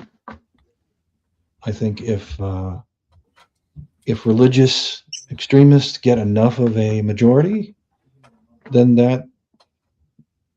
I think you will find there's very little movement. I think the movement will go the other way. So you think politics will go in the way of religion before religion goes in the way of politics? I fear that is the case because people are more zealous about religious things than they are about, secular politics. Yes. Inherently, though, as an American, we're always taught religious zealots are generally unhinged psychopaths, like, flying planes into the World Trade Center and shit, following religious texts word for word that were written 1,000 years ago. Crazy things, right? I mean, to me, that isn't the real threat. To me, the real threat is the woman whose husband can divorce her by saying talaq 3 times, and then she's someone who basically forbidden in education, forbidden to work outside the home, and now she's basically doesn't have a husband to take care of her. Well, that came up recently, and that was thrown out of an American court legal system, right? Yes, it was. Yes, but if these kind of authoritarian back-ass words, I'll just say it that way, legal codes are brought to bear in the West, it will be a terrible tragedy. Huh. Yeah, that'll never happen. I don't think it's going to happen. I hold out hope. I'm not so sure. I mean, I don't. I'm sure everybody exaggerates the issues in the UK, but still, things have been progressing in the wrong direction there, and it's not enough to say it's not so bad now. It's concerning that it's getting worse, and that in 5 years it will be much worse than it is today, and in 20 years it will be terrible. Now, I would definitely defer to someone like Cup of Tea on his opinion about where things will be in 20 years based on trends, but I'm concerned. I'm genuinely concerned. Are you more concerned about the Christian or non-Christian? Well, I'm concerned about both. I'm concerned that Christianity will become a minority in the UK, even if it's not, strongly practicing Christians. I'm afraid that even those who are not the most religious Christians, those that the whole numbers will decrease, and that religious, Orthodox Muslims will take over But and you're an begin atheist. to impact political and judicial life in the UK. Are you Christian? No. No, but I've grown up in a country that is predominantly Christian and thrived in it, so I have a definite preference for and confidence in Christians. So when you say one nation under God, you think that God is a Christian God? Oh, I don't say that. I don't believe That's in that in nonsense. the Pledge of Allegiance. Sure, I'll say it if I have to, just to avoid rocking the boat, but I don't believe it. So when they say in the Pledge of Allegiance, one nation under God, it could be any God in your mind. Yeah, I think so. But that But that doesn't that go against the argument you were just making about a Christian nation based on I our don't. forefathers? What argument was I making? That it's a Christian God. And, My only argument is that even though freedom of religion is respected here, it is it is the case that most of the country is Christian and was from its founding, and furthermore that the religious tolerance that we have for other religions reflects religious tolerance of modern Christianity, and it reflected the religious tolerance of Christianity at our founding too. fair enough. Mr. E asks, where do my laws and morals come from? My laws come from the state and the federal government. Unfortunately, the laws of my state don't actually line up with the laws of the federal government. And I'm hoping that the Supreme Court makes that right. Please God. My morals come from my own understanding of things I've observed through my life. Yes, and that's. But he might argue, if I would take his point of view, that your morals came from your parents, your peers, yourself, and your observations. Sure. But those people, in turn, got their morals, from Christianity. Sure. I would argue the reason I always dislike that claim is because it assumes that all these religious laws, like just say the Ten Commandments, which are quite old, that they didn't exist before they were, before the Bible, let's say. But they predated Judeo-Christianity for many millennia before that. Right. In some sense, they're all, I could more strongly argue that they're really all pagan laws, and that the peoples came up with these laws, and probably by trial and error. There was this some stuff doesn't work in a community. You lose your community sense, and some stuff does, and that's where we ended up. I really don't. I don't really buy the religious genesis of our morals. Yeah.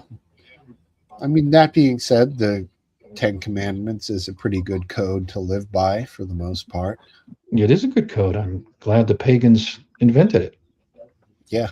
I mean, I have no doubt in the original origins of some of the things from Christianity go back to things that happened before Christianity, like Ra, the sun god, and things of that nature, that there's symbolism that's directly from that. And that also makes me question some of the origins of Christianity too, but that's sort of a whole different subject per se. You know? Yeah. But at this point, we're going on 3.5 hours. What do you guys say? Yeah. I could woke up call at it- 4:30. You're out. Yeah, we could call it. I think Mr. Liv. 4:30 was a long time ago. Yeah, you're closer to the next 4:30 than the previous 4:30. So, yeah, you're, You're good at math. I think I got that right. Yeah, you are. Yes. All right. Well, fellas, on that note, Well, have fun with your buddy. should I take pictures and send them to you guys? Sure. via Sure. text? Absolutely. I don't think I know what your buddy looks like. Well, I could show Is his he picture is here. he large? Is he large in stature like you? No. Is he a little guy like me? He's right there. Oh, that's right. I seen that picture. What are you guys doing? Smoking tobacco. You guys are you guys reenacting Canada's wildfires? Yes. He looks like he's trying to hide his identity. It's kind of funny. And then there's that. Sorry. But do you have those photos next to each other in your folder? Did you see that one? Only for like a moment. All right. Is that Don't say it. okay? It's nobody related to me. I didn't think so. I Well, thought it yeah. might have been one of the other streamers were. I didn't need a familiar DNA test for that one. with. All right, fellas. All right. It's been real. I Yep. yeah, good to see Yeah, you guys. good- Can't wait I had a to good time. join. You guys All right. take care. Have a Saturday great night. week. Peace out, All brothers. right. And there they go. There they go. There he goes. All right. All righty. Good night, Mr. Joe. Enjoy your ice cream. Good night, Mr. Elon. Enjoy your smoke. And we see you there, Mr. President. Try to take it easy. Good night, everybody. Enjoy the weekend, Johnny. Mr. E, be well. Eastwind, you the man. Love you, wife. See you in 1 second. Anybody else? RW, thanks for being here, man. You're the best. I think that's about it. Should be back next Saturday. And later.